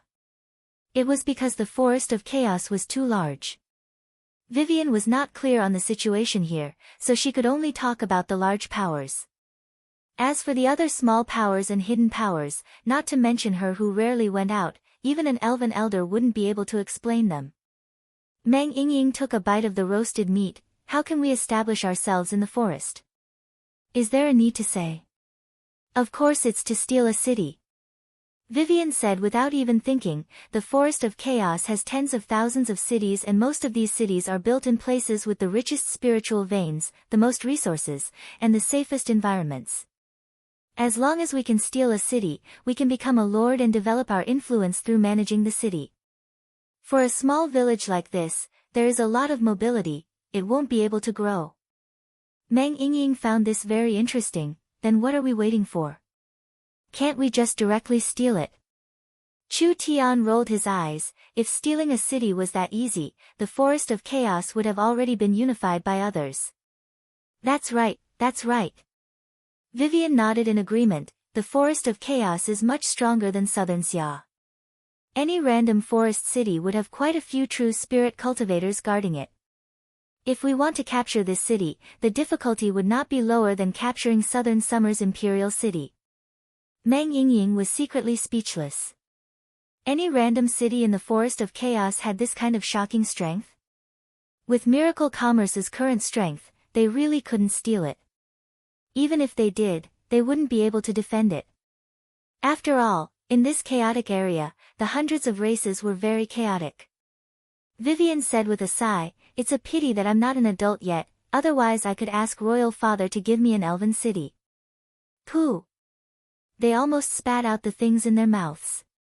Chu Tian also looked at Vivian with a face of surprise.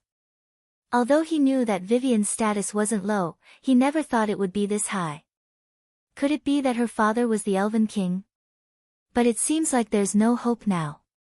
I left the tribe to gain experience, and this matter has definitely been reported to the council. With this stain, the council will not approve it.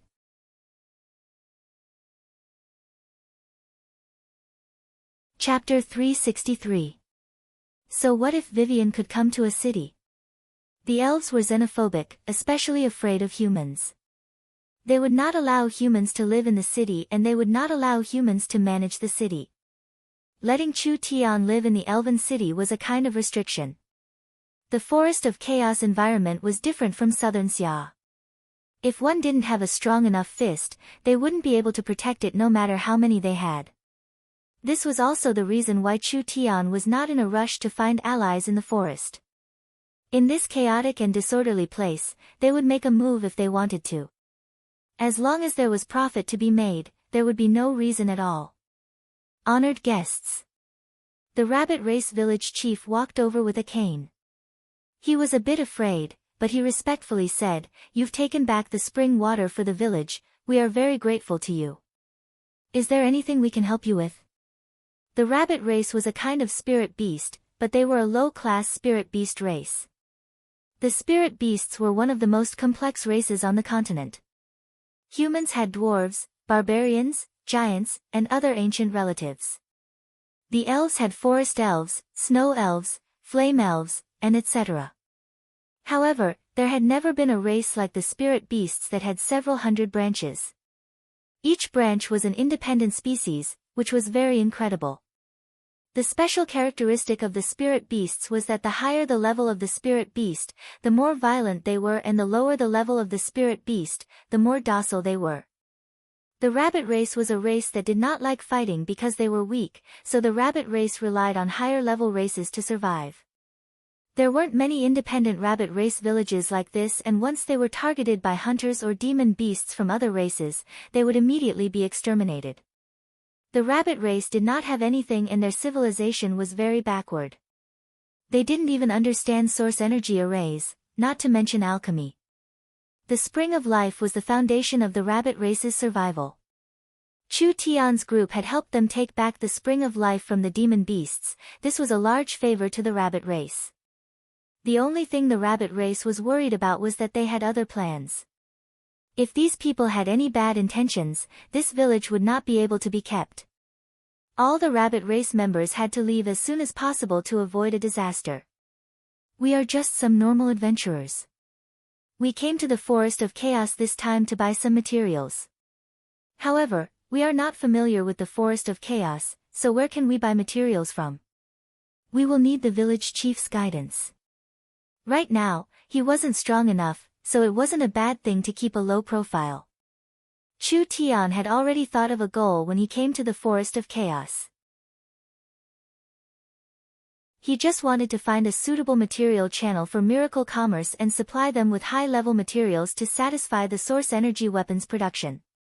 He wouldn't participate in the chaotic battles of the Forest of Chaos for now.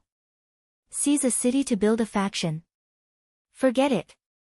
With their current strength, any random tribe could probably cripple miracle commerce. More haste, less speed. Let's build a berserker army first.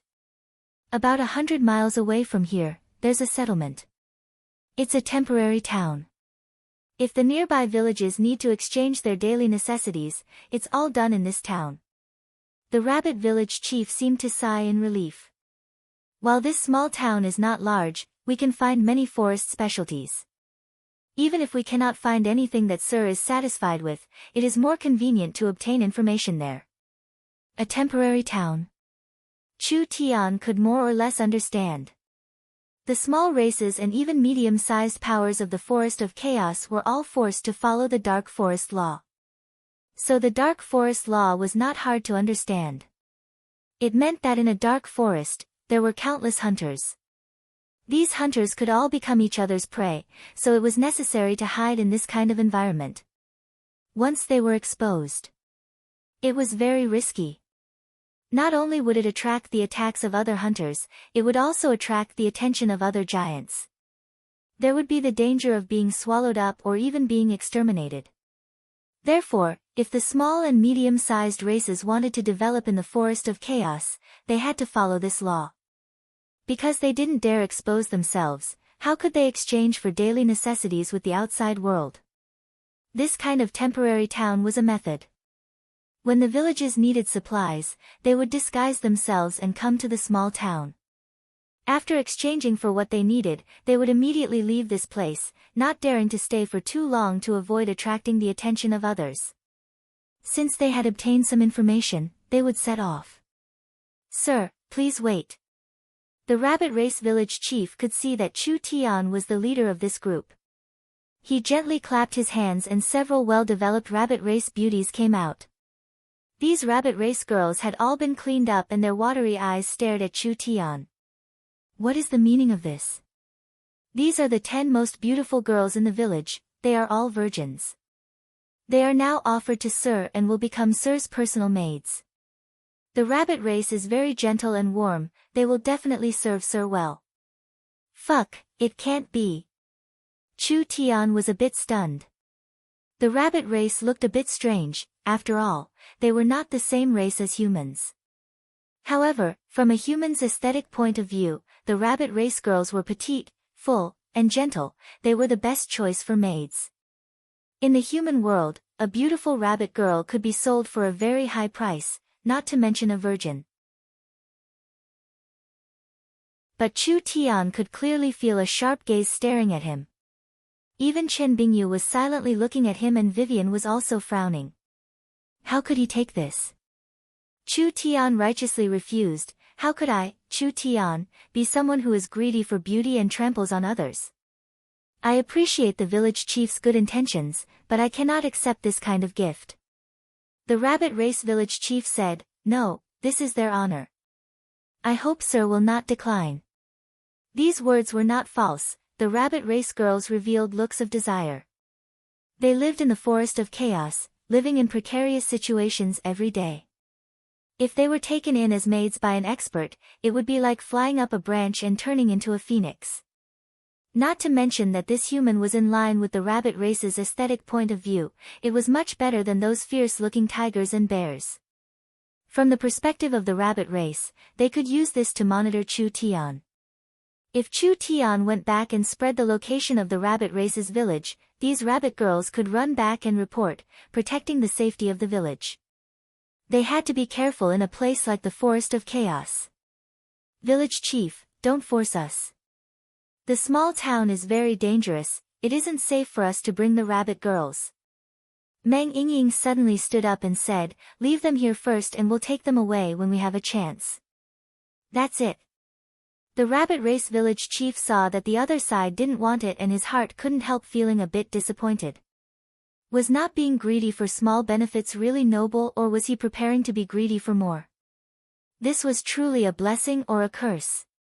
The rabbit race village chief's eyes fell on Meng Yingying, Vivian, and Chen Bingyu for a few seconds, but this person had so many beauties by his side.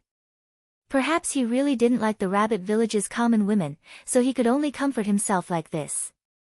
Chu Tian left the small village. Meng Yingying gave 2 coughs and said, the 10 beautiful maids are gone, are you disappointed? How could that be? Am I, Chu Tian, this kind of person? I am a free love advocate, this kind of transaction needs the location of the sword art. Who knows what you're thinking in your heart? Meng Yingying rolled her eyes. She looked at the rabbit village that was shrouded in a faint firelight and sighed, but these rabbit people are quite pitiful. They are clearly so weak, yet they have to live in such a dangerous environment. I'm afraid that it's only a matter of time before they are discovered or destroyed. But it's really strange. The Forest of Chaos is clearly rich in resources, so why are they fighting each other? The Forest of Chaos has always been like this. If you don't destroy me, then I destroy you. Vivian was already used to it, it's hard for small tribes and small powers to survive. As long as they are targeted by a stronger power, they will be attacked for no reason. Meng Yingying said to Chu Tian, hey, since this place is this chaotic, you should just unify it and let these weak races survive. Damn, look at your tone, it's like it's easy. Not to mention the others, what about the Dragon Lord? The weapons that Chu Tian could make now wouldn't even be able to harm a single one of his scales, not to mention the Elven King, the Titan, the Beast King, and the Sea King, all these strong existences. But Chu Tian was not a cowardly person. He immediately patted his chest and said, since it's Yingying's orders, I'll do my best to complete it. Meng Yingying revealed a sweet smile, feeling very satisfied in her heart. Since Chu Tian said this, there was definitely no problem. There was nothing in this world that he couldn't do. Vivian was very envious of Yingying and Chu Tian's relationship. Chu Tian was the person she admired the most. When the five of them set off, it was already midnight. Traveling through the forest at night was a big taboo because most demon beasts wanted to move at night. However, Chu Tian was very bold and he did not think that there would be anyone that could threaten him in the forest of chaos periphery. The lost forest was filled with large amounts of fireflies, sunlight vines, glow grass, fluorescent mushrooms, and etc. They automatically glowed at night. Although it wasn't very bright, it wasn't to the point where one couldn't see their fingers in front of them. Of course, not everything that glowed was good. There were some demons and monsters that released beautiful lights and illusions to confuse people's hearts, finally luring their prey into a trap. This was a beautiful and magical scene, but there were dangers everywhere. The sounds of insects were sinister and there were demon beast roars coming from unknown places. The five of them didn't stop for a single moment. Although they were attacked several times along the way, they passed through without any danger. They finally arrived at their destination in the early morning. The morning glow was like a flame that fell into the forest. The pale golden sun covered the small town of Sardo, quietly standing in the small valley in the dense forest. If it wasn't for the rabbit race's village chief's reminder, even if they passed by, they wouldn't have known that there was a small town like this. It was hidden very well. It was covered in green vines, almost fusing with the forest. Sardo meant forest house in the spirit beast language, so most of the people in this small town were spirit beasts. The small town did not have guards or a mayor. In this place where laws were worse than dog shit, strength was everything. Whoever had a harder fist could do whatever they wanted. What made Chu Tian very surprised was that although it was small, it had everything. There were only a few thousand people in the small town, there were taverns, grocery stores, and all kinds of shops. However, those that could live here were not easy to deal with. For example, the owner of the Alchemist Hall, he was a fugitive from the Great Zhou country. This person was proficient in alchemy, refining poison to kill over 300 enemies. He escaped to the Forest of Chaos from the Great Zhou country and lived in seclusion in this small town, becoming one of the few humans here. He had been doing very well these past few years.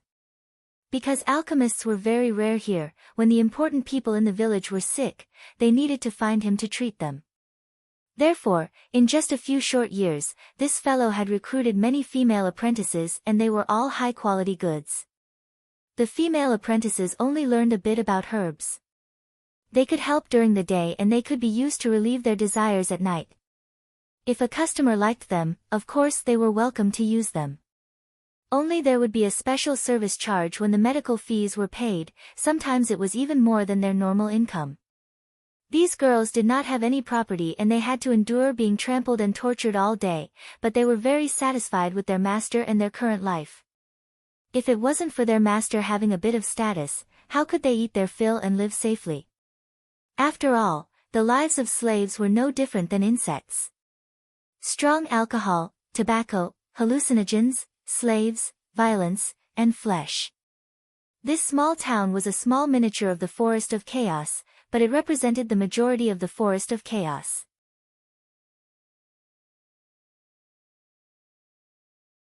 Chapter 364. The small town gave people a very strange feeling. Each person was tightly wrapped and not only were they wearing large hoods, they were also wearing all kinds of strange masks. They were in a hurry and didn't talk to anyone. This place was specially built to facilitate the exchange of goods between the villages. Most of the people were from the nearby villages and these villages were on guard against each other. As for the permanent residents of the town, whether it was the Great Zhou country's alchemist or the weapon shop owner, they were all criminals that escaped from various places. Each person was a hidden danger. Who was willing to deal with this kind of person? There was another kind of person hiding in the small town. This kind of person was a hunter, a bandit, or a human trafficker. Their job was to find a suitable village and kill them for profit. The women of the rabbit race, fox race, and elves could all be sold for a good price. As for the dwarves, bears, tigers, and etc., they were all qualified slaves. The Forest of Chaos was rich in resources and even the smallest village had quite a bit of treasures. Therefore, killing and stealing was the fastest way to get rich. There were no laws or rules here, so who could resist this kind of temptation? Under this layer of danger, a small town in the Forest of Chaos was completely different from a civilized country. It was very dangerous coming here each time. If it wasn't done well, not only would a person's life be in danger, it would even bring a disaster to the entire clan. It was because of this that Chu Tian's group was too eye-catching. The 5 of them did not hide themselves at all and swaggered in like this. Other than the elf who couldn't be judged, the other 4 looked very young and didn't seem very strong, so how could they not attract attention? They were simply pieces of fat meat. When the 5 of them arrived in the small town, they immediately felt over 10 gazes filled with ill intent. Dongfang, go and ask around. Chu Tian ignored the people sharpening their knives in the corner, see if this town has anything we want. All right. Dongfang Haoran turned around and left. This Dongfang Haoran was the previous Southern Summer King's eldest son and had the chance to become the new king of Southern Summer, but now he had become a member of Miracle Commerce. This was fate playing with people. But Dongfang Haoran did not have any interest in the throne, rather following Miracle Commerce would allow him to have a better growth. This fellow was like an unpolished jade. With a bit of polishing, he would become another calm martial ruler, even surpassing Dongfang Gan. Chu Tian decided to nurture Dongfang Haoran into a general of Miracle Commerce. In the future, he would have to rely on him to lead Miracle Commerce's army. However, Dongfang Haoran was too young. Bringing him along to gain experience was a good thing. Let's find a place to rest. There should be a hotel here. The 4 of them hadn't even taken 2 steps. Stop! A few burly figures stood in front of him, each holding a weapon in their hands. Chu Tian fixed his eyes on them and saw that they were several ferocious-looking people of different races. There were thieves of the rat race and brawny men of the barbarian race. Their leader was a lizard man covered in green scales. Because of the close distance, Chu Tian could even smell the pungent stench coming from the man's body. Chu Tian frowned. What can I do for you? The few of them looked at each other with greed in their eyes. Your goods aren't bad. The lizard man in the lead threw out 3 low-grade source stones and then pointed behind him as he said, I'll buy these 3 women. Take the money and scram. Chu Tian was stunned. What was this? 3 low-grade source stones? That ferocious lizard man stared at Chu Tian, are you deaf? I've already given you the money and your women are in my hands. If you don't scram, I'll teach you a lesson. Go ask around and see who dares offend us in this small town. Meng Yingying, Vivian, and Chen Bingyu's faces sunk. Although they knew that the atmosphere in the Forest of Chaos was bad, being this rude in broad daylight really made people angry. Although there were many people watching, most of them were just here to watch the show. Chu Tian narrowed his eyes and said, it seems like you don't understand the situation. Refusing a toast only to drink a forfeit. The lizard man pulled out the blade at his waist and a green spirit energy was released, then die. Not weak. An illustrious soul realm strength. In this kind of unknown small town, a random small character actually had the strength of the 4th awakened soul layer. No wonder he dared to be this arrogant, the Forest of Chaos overall strength was much stronger than the small southern summer country. However, he had offended the wrong person. Dang! No one could see what had happened. The lizard man's blade slashed down on the ice crystal-like sword, but the lizard man's blade was instantly broken like tofu. These lizard men were all shocked. This blade was still a high-grade soul weapon, but it was broken upon contact. How was this possible? I want this sword too. The lizard man swept out like an eagle claw, looking like he wanted to take the sword. Chu Tian turned his wrist and the netherworld sword came out of its sheath. The lizard man did not even know what had happened before his entire arm was cut off. He gave a pitiful cry and retreated while holding his arm, but his arm was covered in blue and white netherworld flames. The flames spread quickly, and wherever they passed, the muscles rapidly withered. In just a few seconds, the flames had spread to the entire body. The originally strong man had become as thin as a stick in an instant. Finally, his body broke apart and turned into smoking fragments on the ground. The other lizard men revealed looks of fear when they saw this. They could not understand. Only the small villages around this small town knew about it, so how could a small village like this have such a powerful character? It was too late to run. Chen Bingyu waved her hand and large amounts of crystal-clear snowflakes flew out, instantly entering the lizard men's bodies. Several hundred sharp icicles appeared in these lizard men's bodies, turning them into giant ice porcupines. They did not have the slightest bit of resistance before being killed. Meng Yingying spat out at the corpses on the ground. Even this kind of fellow wants to have ideas about us? This kind of bad person, even Meng Yingying did not have the slightest bit of pity. The surrounding onlookers revealed looks of dread. Wherever the four of them went, everyone stayed far away and no one dared to approach them. If they could kill the chicken to warn the monkey and save themselves some trouble, that would be the best. But would the situation be as smooth as Chu Tian imagined? The surrounding people whispered to each other with eyes filled with schadenfreude, preparing to watch a good show. Chu Tian knew that this matter would not be this easy. But even like this, Chu Tian did not need to be afraid. He did not believe that in a small town on the edge of the forest of chaos, there was anything that could threaten him. This is considered an inn. Meng Yingying stood in an incomparably simple stone house. It was like several stone balls buried in the ground, with the surface covered in moss and vines. There were even poisonous insects like centipedes and spiders crawling through the cracks. The inside of the small stone house was not much better. Each stone house was completely sealed and did not even have a single window. There were no lamps. The lighting tools here were made from the liquid of fluorescent insects. Each stone house was less than 2 meters tall and less than 10 square meters in area. It was simply like a dog's kennel. Meng Yingying felt that instead of living in this kind of place, it would be better to set up a tent in the forest. Safety was the most important thing in the forest of chaos. Although this house was simple, it was relatively stable. What made Meng Yingying, Vivian, and the others unable to accept was that the inn's boss was an orc. Orcs were a different race from spirit beasts and there were many of them in the forest of chaos. Their typical characteristic was their green skin, incomparably tall bodies, and 2 large fangs. They were even more barbaric than the barbarians. The half-beastman boss was wearing an apron-like pants and his upper body was covered in scars. 2 short axes hung on his back, and his long hair was tied into dozens of thin braids that draped over his back. His mouth was full of a rancid stench that could make people faint from a distance of 10 feet.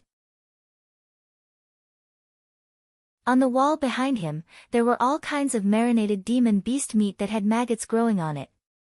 There were also bottles of unknown wine placed in a row. Do you want to stay here? The orc spoke in the spirit beast language, 1 low-grade source stone per day. So expensive. Meng Yingying's eyes popped out. 1 low-grade source stone was equivalent to 1 million gold coins. 5 million gold coins could buy a pretty good inn in southern Xia. You're definitely trying to rip us off because we're outsiders. The orc dug his large nose. Ignoring Vivian and Meng Yingying's disgust, he took out a sticky substance and smeared it on his pants. So what if I'm ripping you off? You can stay if you want. You. Yingying, forget it. Chu Tian didn't want trouble, so he took out 3 low-grade source stones, at most 3. Arrange a room for us. The orc's eyes lit up and he immediately put away the source stones. He revealed a smile. All right, come with me. This green-skinned fellow brought them to a room. Meng Yingying looked at the dirty orc and her heart began to whisper. The orcs were the most notorious race, even worse than the barbarians. Was it really safe to live in their place? After the orc boss took the money, he became much more enthusiastic. At this time, Dongfang Haoren came back. I didn't see any or being sold in the market, they are only trading local specialties. Wouldn't this be a wasted trip? And they were living in this kind of damn place. It's not strange, the refining skills of a small village are low. Even if they found high-level ore, they wouldn't be able to mine it. Even if they could mine it, they wouldn't be able to refine it. Chu Tian shook his head and said, but it's not a wasted trip. At least in this town, we can gather more information or we can find the nearest city in the forest. While they were talking, the orc boss came back. He was holding a dirty plate, enthusiastically placing it in front of them. There was a bottle of wine and several pieces of black beast meat on the plate. The boss wiped his dirty and greasy hands on his equally dirty trousers. His ugly and fierce face grinned, revealing his 2 yellow tusks. Honored guests, please have a taste. This is our Beastman Race's wine, free of charge. You will like it. He personally poured a cup and gave it to Chu Tian. Chu Tian looked at the muddy liquid in the cup and his expression became strange. The orc boss was very angry. In the orc race, refusing a friend's wine is very rude. Old brother, it's fine if you put poison in the wine. Chu Tian said with a look of disdain, can't you change it to a better wine? This is like shit, who do you expect to drink it? You want to use it to poison us? Do you really think father's brain is full of shit? The orc boss was shocked. He had bought this poison from the town's alchemist. He had promised that it was tasteless and that no one would be able to see through it. There were many guests that had been easily poisoned to death by the orc boss and then taken away all their belongings, so how could this fellow recognize it with a single glance? You dare not appreciate it. The orc boss smashed the cup and took out 2 short axes from his back. He fiercely said, I'll let you know the result of rejecting the orc's good intentions. Since the soft approach didn't work, they were going to use the hard approach. Dongfang Haoren kicked out and the orc boss was sent flying out the door. This strong. The orc boss quickly stood up, but before he could say anything, an arrow pierced through the stone wall, piercing through the orc boss' chest. Damn. Damn. Where did this arrow come from? The Beastman boss had died without knowing why. More and more arrows pierced through the walls, wildly shooting at the people in the hotel. The person shooting the arrows outside clearly wanted to kill everyone in the hotel. Chu Tian's group felt this was strange. Who the fuck was shooting arrows outside? Could this place be any more chaotic? I'll do it. Vivian suddenly cut open the space and led everyone out of the hotel.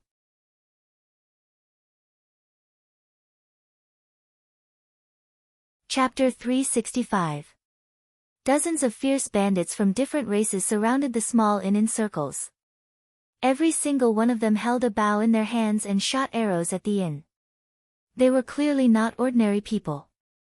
Every arrow contained powerful spirit energy, and that sharp power could easily pierce through a small stone house. The orc boss had been killed by the arrows. This is the result of offending us. The leader of the snake clan summoned several large fireballs and smashed them. The small inn that was riddled with holes finally exploded and collapsed. The intense flames burned the inn to ashes and under the heat, the corpses were burnt to ashes. Stop! The snake clan leader waved his hand, they should be dead. Dig out the corpses and let everyone have a look. I want to see who dares to kill my Siku's subordinates. Yes. Several bandits rushed into the ruins to extinguish the fire and immediately began to search for the corpses. Boss, there's no one here. What did you say? The snake man Siku had a stunned expression. This was impossible, they were clearly inside. Could they have evaporated into thin air? At this moment, a voice came from behind him. Hey, are you looking for us? Siku turned around and 5 people appeared behind him. They were less than 10 meters away and it seemed like they had been standing here for a long time, but Siku did not notice them at all. 4 humans and 1 elf. Weren't these the fellows that had offended him? Now they were completely unharmed and had mysteriously appeared behind him. Meng Yingying saw their appearance and said in a disgusted voice, "What kind of race are these? Why are they all so ugly?" The snake clan was not a spirit beast, rather they were an independent race. They had a snake's lower body and a human's upper body, but their skin was covered in scales.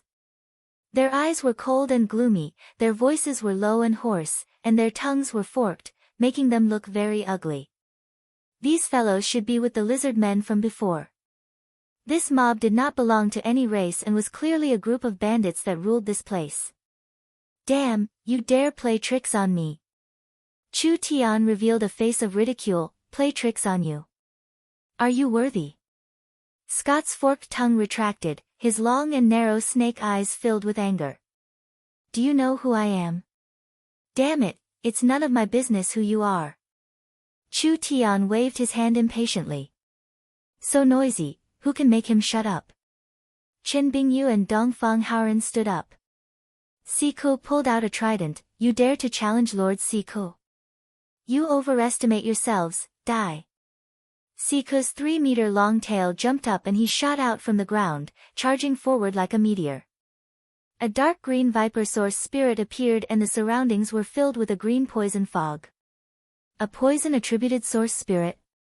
This kind of attribute was indeed a little difficult to deal with.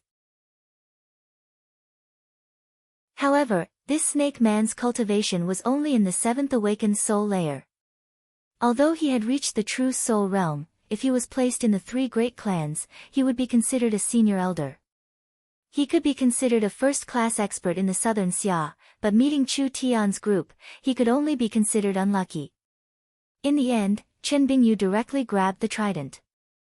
Siku revealed a sinister cold smile, seeking death.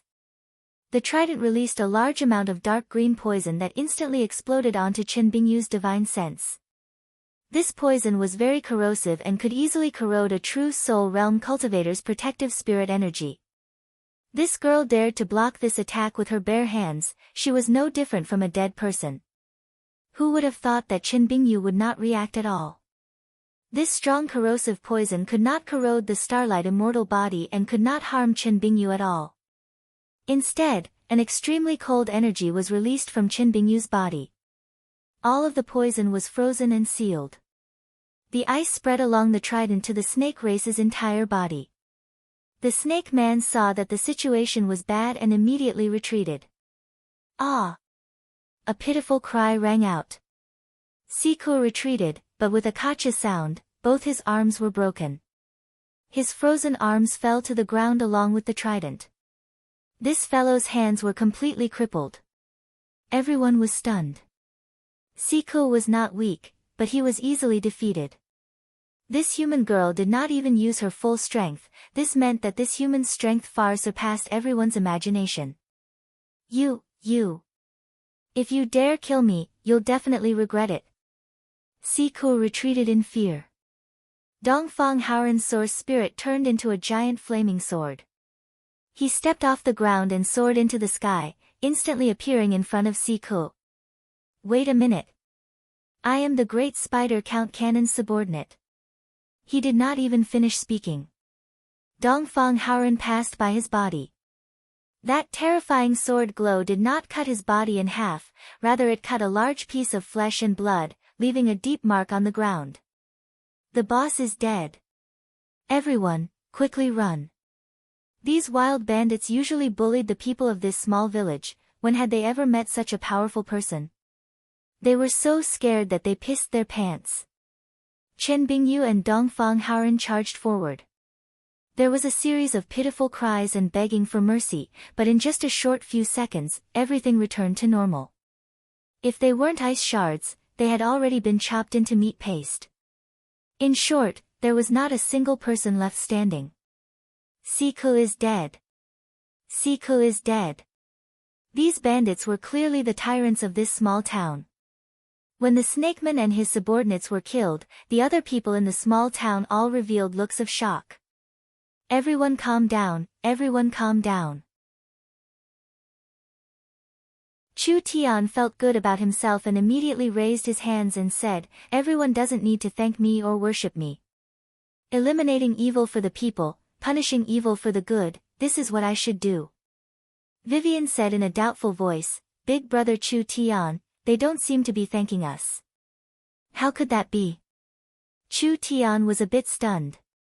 When he looked over everyone, not only did they not shed tears of gratitude, they all revealed looks of fear.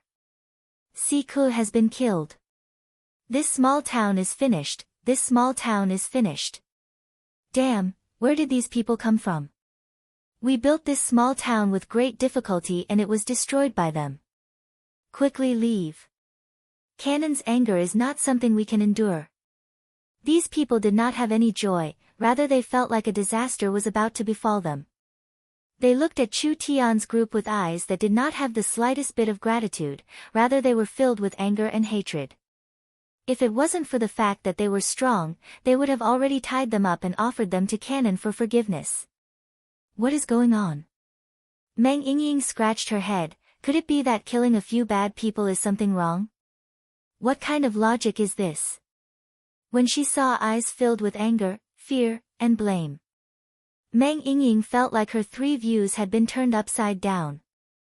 When did killing bad people become doing bad things? Chu Tian knit his brows. These fellows did not have a normal background. The powers in the Forest of Chaos were all vassals, so these fellows could be controlled by a certain power.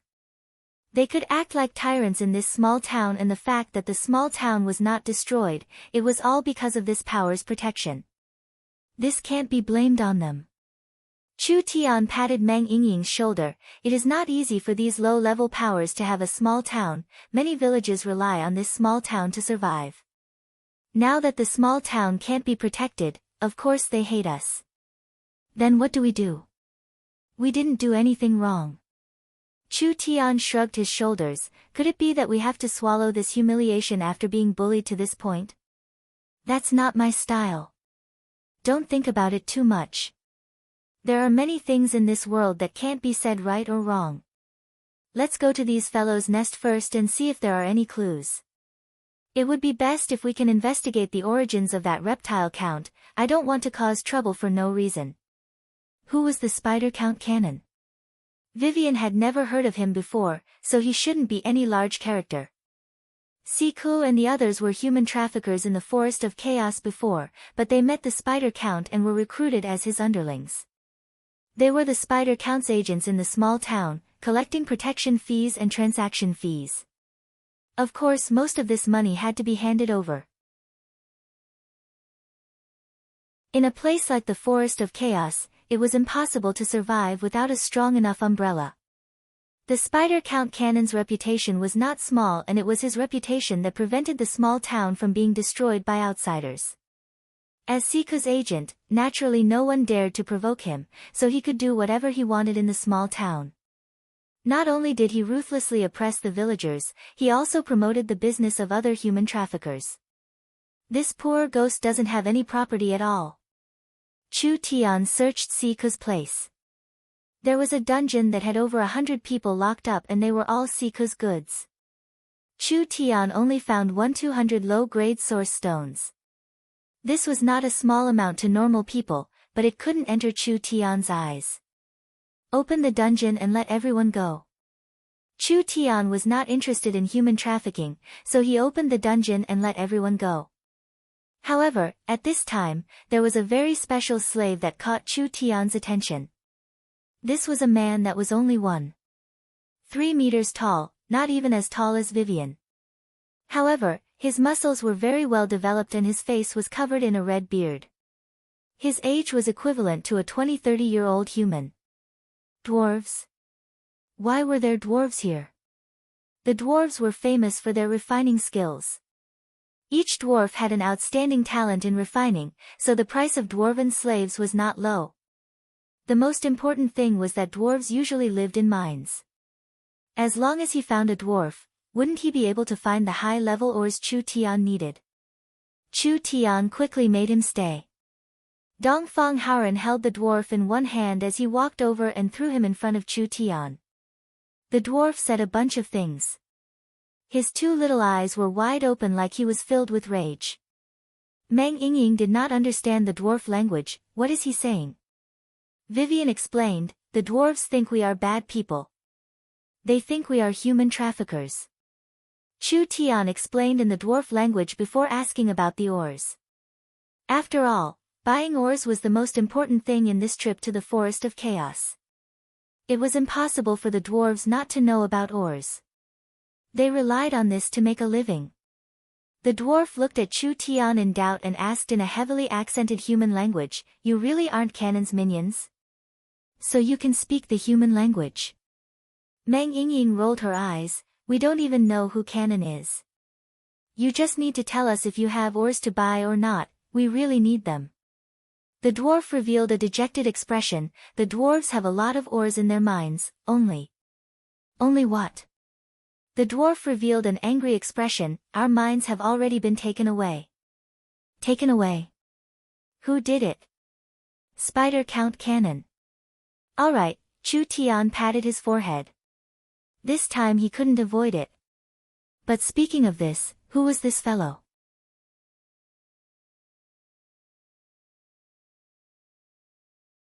Chapter 366. The dwarves were naturally on guard against humans.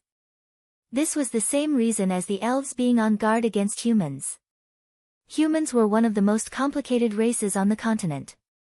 Saying they were noble, of course they were not, but saying they were evil was not completely true. However, the human traffickers and hunters in the Forest of Chaos were mostly working for the humans. The humans were gradually becoming the wealthiest and most technologically advanced group on the continent.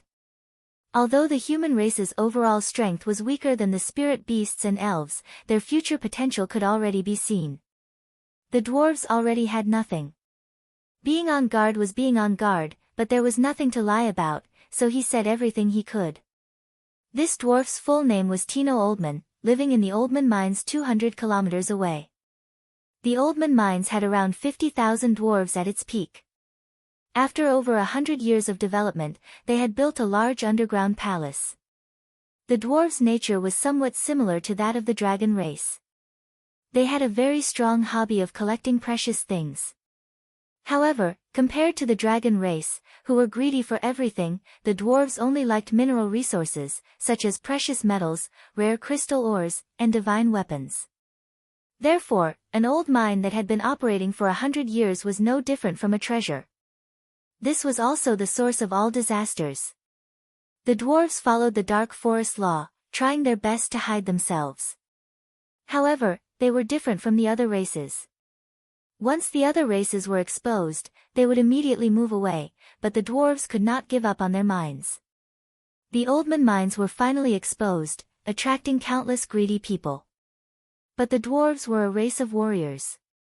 They were well equipped with powerful weapons and were very powerful in battle. Adding in the defense system they had built over 100 years, it was hard for enemies to break in. In the last 10 years, they had been attacked every now and then, but the dwarves won every time. Only after a long period of fighting, the dwarves' population had shrunk to around half of their peak population. While the dwarves were feeling tired, a powerful opponent had appeared. This guy was Canon, nicknamed the Spider Count. Canon had hired large amounts of bandits to attack from the outside, and he had the spider army dig tunnels to launch a sneak attack from the inside. After a fierce battle, the dwarves were either dead or captured alive. The entire Oldman mines had fallen, and even those that managed to escape were powerless to reverse the situation. The dwarves' 100 years of wealth had been taken by Canon, and over 1,000 dwarves had been sold as slaves to human countries. The entire Oldman dwarf clan was finished. Tino drank cup after cup of wine, his face filled with anger and resentment. Vivian was indignant. He's just a nobody that I've never heard of. How can he be so arrogant? Don't worry, dwarf brother. We'll help you get the mine back. Meng Yingying scratched her head, a bit confused. I know about spirit beasts and elves, but what are spirit insects? From the Spider Count nickname and the dwarf's description, this fellow was without a doubt a spirit insect. The Forest of Chaos did not just have a few strong powers on the surface, there were many powers that were hidden and unknown to people. The spirit insects were like this. As for how strong they were, the elves all had their own opinions and there was no conclusion for a long time. The spirit insects were very special, living in the underground world. Most of the underground cities were ruled by various spirit insects, therefore in terms of influence, the spirit insects were not inferior to the elves or spirit beasts. But because the spirit insects did not like living on the surface, they rarely clashed with the elves or spirit beasts, so it was hard to estimate the other side's strength. There were some elven elders who had expressed their opinions that the spirit insects hidden underground in the Forest of Chaos were much stronger than imagined. They were one of the most mysterious powers in the Forest of Chaos, so the elves had to take precautions. But there were some elven elders who thought that the spirit insects were similar to the spirit beasts, having many different races. There were many different spirit insects that would fight with each other and the intensity would not be inferior to the battles on the surface. Although there were a lot of them, it was nothing to worry about. No matter who was right, it was an indisputable fact that there were a large number of spirit insects in the Forest of Chaos. From Tino's description, the spider count cannon was very strong. Not to mention that Cannon had at least 20-30,000 people under him and they were all not weak troops. No matter how strong Chu Tian's group was, if they met a battle where the numbers were not equal, they would be exhausted to death. Once their spirit energy was exhausted, it was useless no matter how high their cultivation was. We don't have enough people, how many dwarven warriors are left? Although the dwarves were not smart, they still had to be careful when it came to the whereabouts of their companions. Who knew if this fellow in front of them was Cannon's plan to eliminate the dwarves? If you don't even have basic trust, how can we help you? Human, how can I trust you? Tino coldly said, would you be this kind to help the dwarves fight? Dwarves, look. Vivian stood up and released her powerful spirit energy. A dagger filled with the aura of spatial energy appeared. If you still think that I am Cannon's subordinate, then I have nothing to say. Spirit energy strength. True spirit realm. It was a spatial attributed source spirit. True spirit realm experts were very rare, not to mention a true spirit realm expert with an innate spatial attribute. Even if Cannon had skills as high as the sky, he could not find this kind of person to work for him. Not to mention that Vivian was an elf and the elves were a race that could be trusted. The dwarves have 5,000 warriors retreat to the new mines to prepare for battle. Tino did not hesitate as he immediately stood up and said, as long as you help the dwarves take back the Oldman mines, the dwarves will agree to whatever you want. 5,000 people. This number was a bit small, but it was enough. This place was very far from southern Xia, so it was not convenient for Chu Tian to bring the army over, so he could only make do with what he had. The dwarves were brave warriors, so 5,000 people was not a weak battle force. The dwarves' gathering place was a new mine that had been developed for less than 2 years. On the surface, it looked like a cave. There were a few long rails inside, and huge black iron carts were placed on the rails. The smelting room had just been built, so it looked very simple. The 5,000 dwarves were hiding here, planning to take back the Oldman mines that belonged to the dwarves. Although they knew that fighting with the strength of 5,000 people was no different from sending themselves to death, the dwarves were a stubborn race, so they would give it a try no matter what. Tino brought back reinforcements at this time and the other dwarves were very surprised. An old dwarf chief was questioning the strength of these people. After all, whether it was the humans or elves, they all looked very young. Chu Tian felt that if he wanted to negotiate with these fellows, he had to show his strength first. Yingying, come out. Chu Tian directly said to the dwarf chief, this is the one with the lowest cultivation among us. If the old chief can harm a single hair on her head, we will help the dwarves for free. Arrogant human. The old chief disdainfully said, I am in the 8th awakened soul layer and the dwarves have a strong cultivation technique. Even a 9th awakened soul layer cultivator would not dare say they would be unharmed, so why are you this confident? This is only a bet. Chu Tian softly said, if you can't harm her, after we defeat Cannon, I want half of the wealth in the dwarves' mines. Half. Every dwarf was fuming with rage and anger. This fellow was too greedy, he actually opened his mouth and asked for half. The reserves in the Oldman mines were the dwarves' collection for 100 years. Cannon had only occupied the Oldman mines for half a year and most of the things had not been transported yet. This half was a shocking number. This fellow was simply asking for too much. This is very fair. Chu Tian did not feel that his price was too high. Without the help of the 5 of us, not to mention half of your 5,000 people, you would only be sending yourselves to death.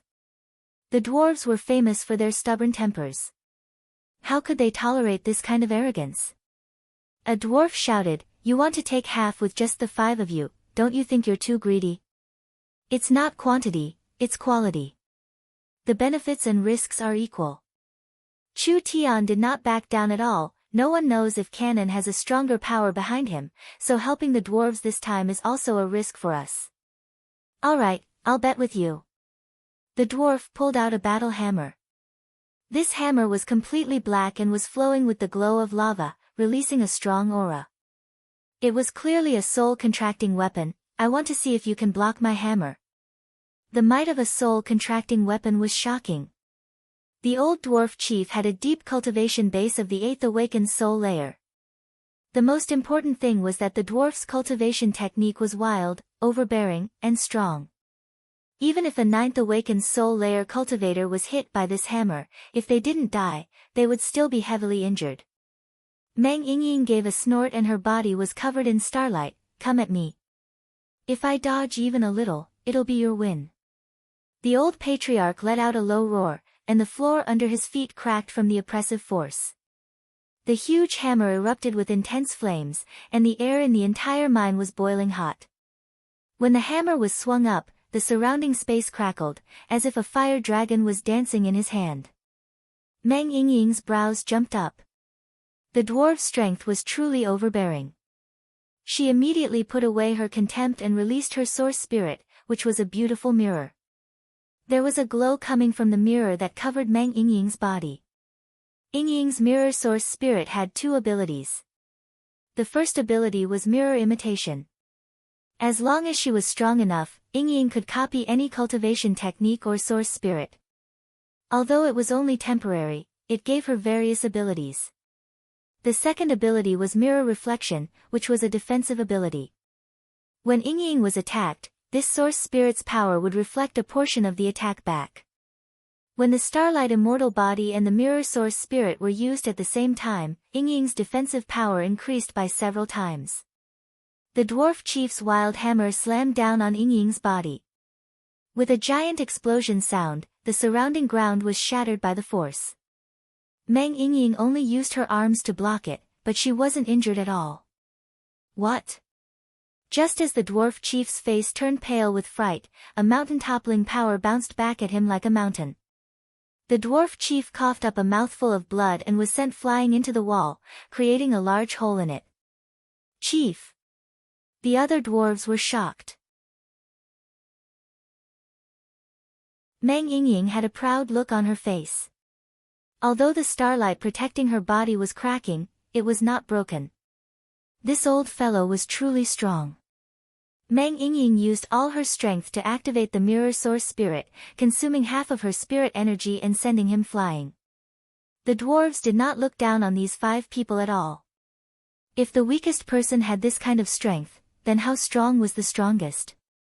This team of 5 people had the ability to turn defeat into victory for the dwarves. The dwarf chief was supported by his clansmen as he walked out. The dwarves agree to your request. As long as you can kill Cannon and take back the mine for the dwarves, half of the wealth will belong to you.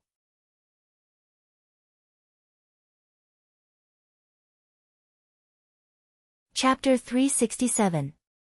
5,000 dwarves were neatly standing in the hall. When Chu Tian looked down from a high place, he couldn't even tell if they were male or female, old or young. This was because the dwarves were all tall and had the same appearance. They had rich hair and their faces were covered in beards, which was the symbol of the dwarves. Even if they were male or female, they were the same. Other than that, they were less than 1 meter and 40 centimeters tall, but they grew horizontally, forming a triangle of muscles. Kill cannon! Kill cannon! Take back the Oldman mines! Take back the Oldman mines! The dwarves had already put on their armor and raised their weapons as they shouted a few words. Following this, all the wine and meat in the warehouse were brought out, letting the dwarves eat and drink to their heart's content. They were prepared to cut off their means of retreat and fight to the death. The dwarves were not a race that was easy to get along with. Not only did they have a fiery temper, they were also very stubborn. Once the dwarves decided on something, even the heavenly emperor would find it hard to change it. So once the dwarves bore a grudge, it would be a lifelong grudge. Actually, anyone with a bit of a brain could understand that the Oldman mines could not stay any longer. Even if the dwarves took back the mines, they would not have the power to defend it. This 100-year-old mine was destined not to belong to the dwarves. How could these several thousand people defend their homeland?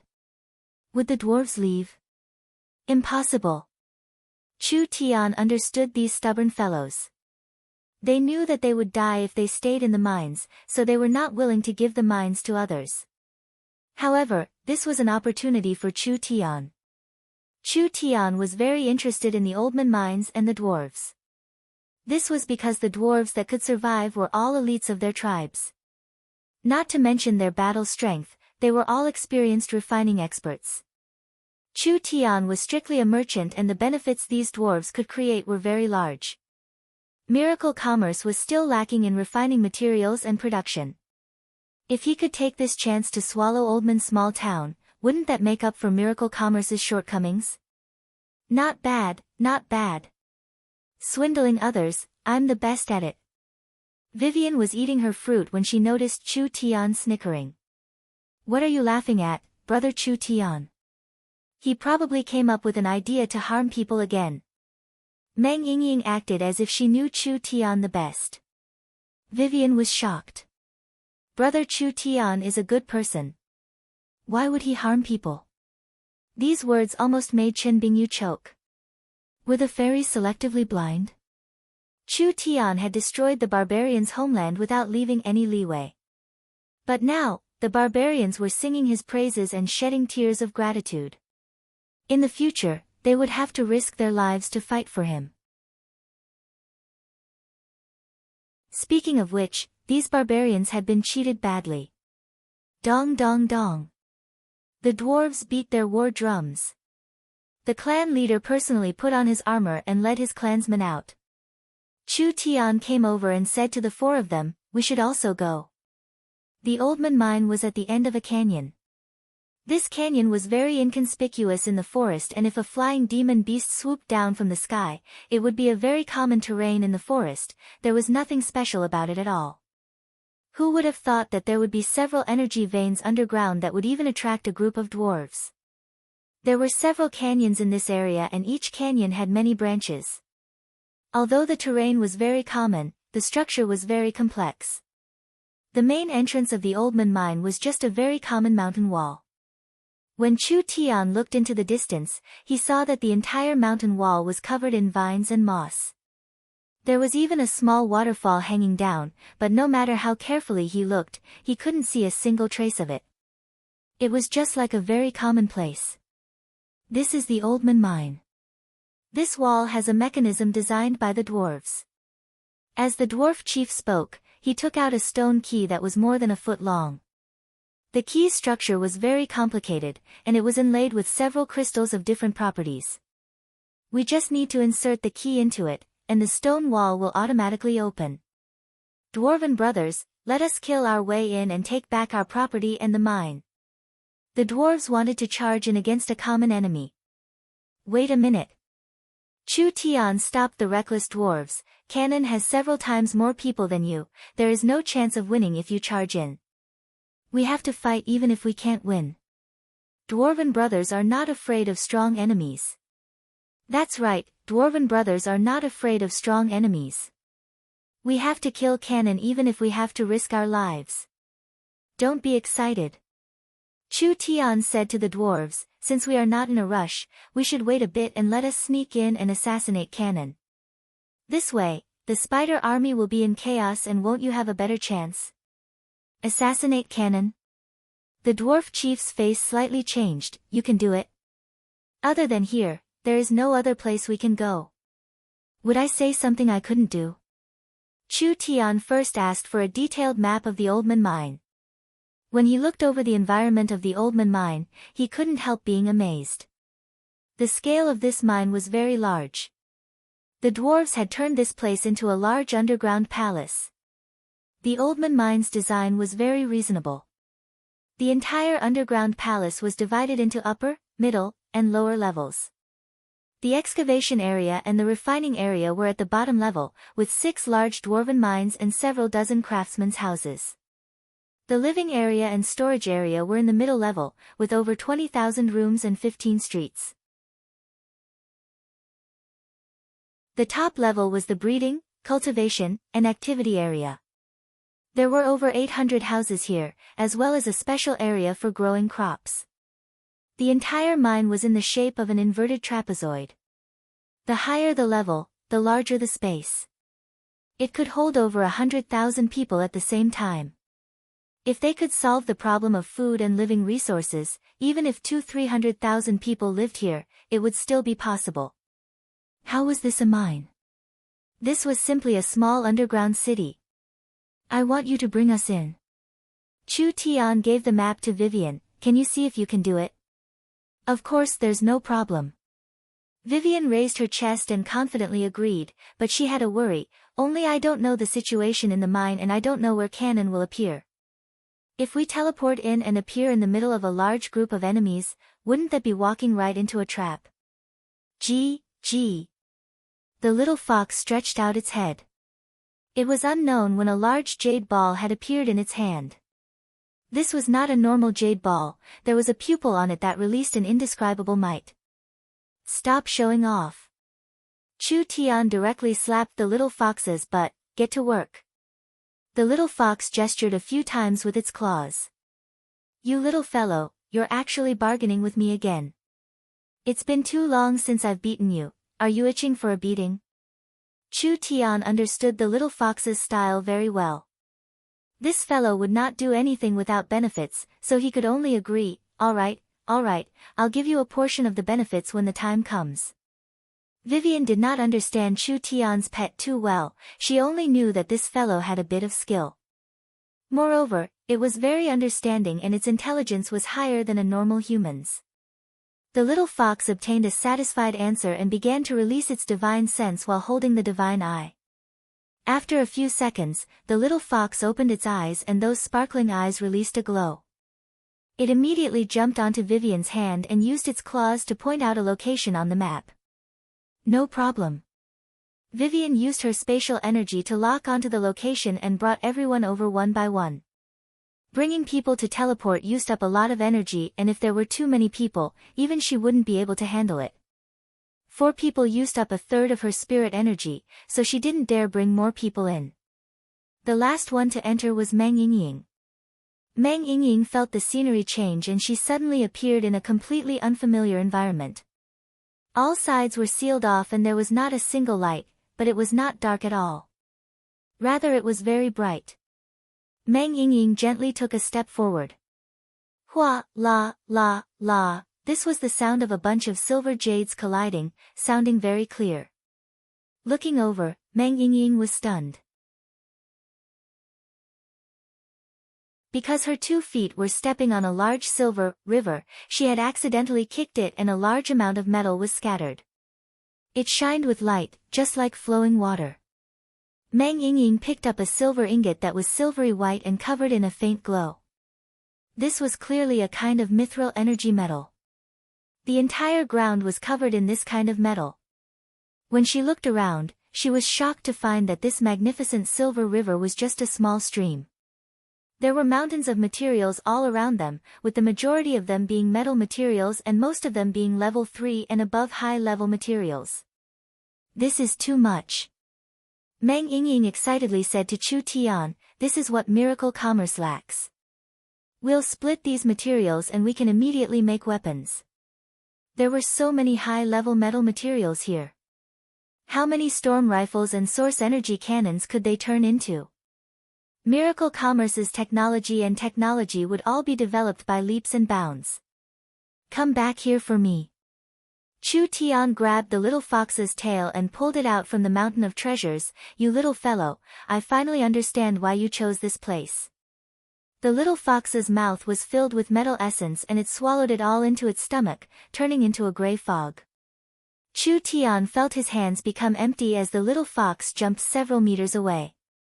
With a speed visible to the naked eye, a small mountain was swallowed into the little fox's stomach. Little fox, why are you so disobedient? Meng Yingying was a bit puzzled. This is all metal, can you digest it after swallowing it? The little fox looked at Meng Yingying with a look of disdain. You can even ask such a stupid question. This fox does not need this scrap metal, but master needs it. This fox will first store a portion in my stomach and wait for a good price. When the time comes, I can fiercely rip off master. This bastard would tear the roof tiles if he wasn't beaten for 3 days. This damn fox was asking for a beating, it had to be properly taught a lesson. How could this little fox be caught that easily? Chu Tian was brought everywhere by it, but he couldn't catch it at all. The treasure room's door suddenly opened. What is going on? Why is there a sound coming from inside? Several strange intelligent races walked into the treasure room. They looked like a mix of humans and spiders. Their upper bodies were similar to humans, but their lower bodies had 8 spider legs. They walked very quickly and each leg was like a steel blade. Spider race, a kind of spirit insect. You're tuning in to the Blissful Bookshelf YouTube channel.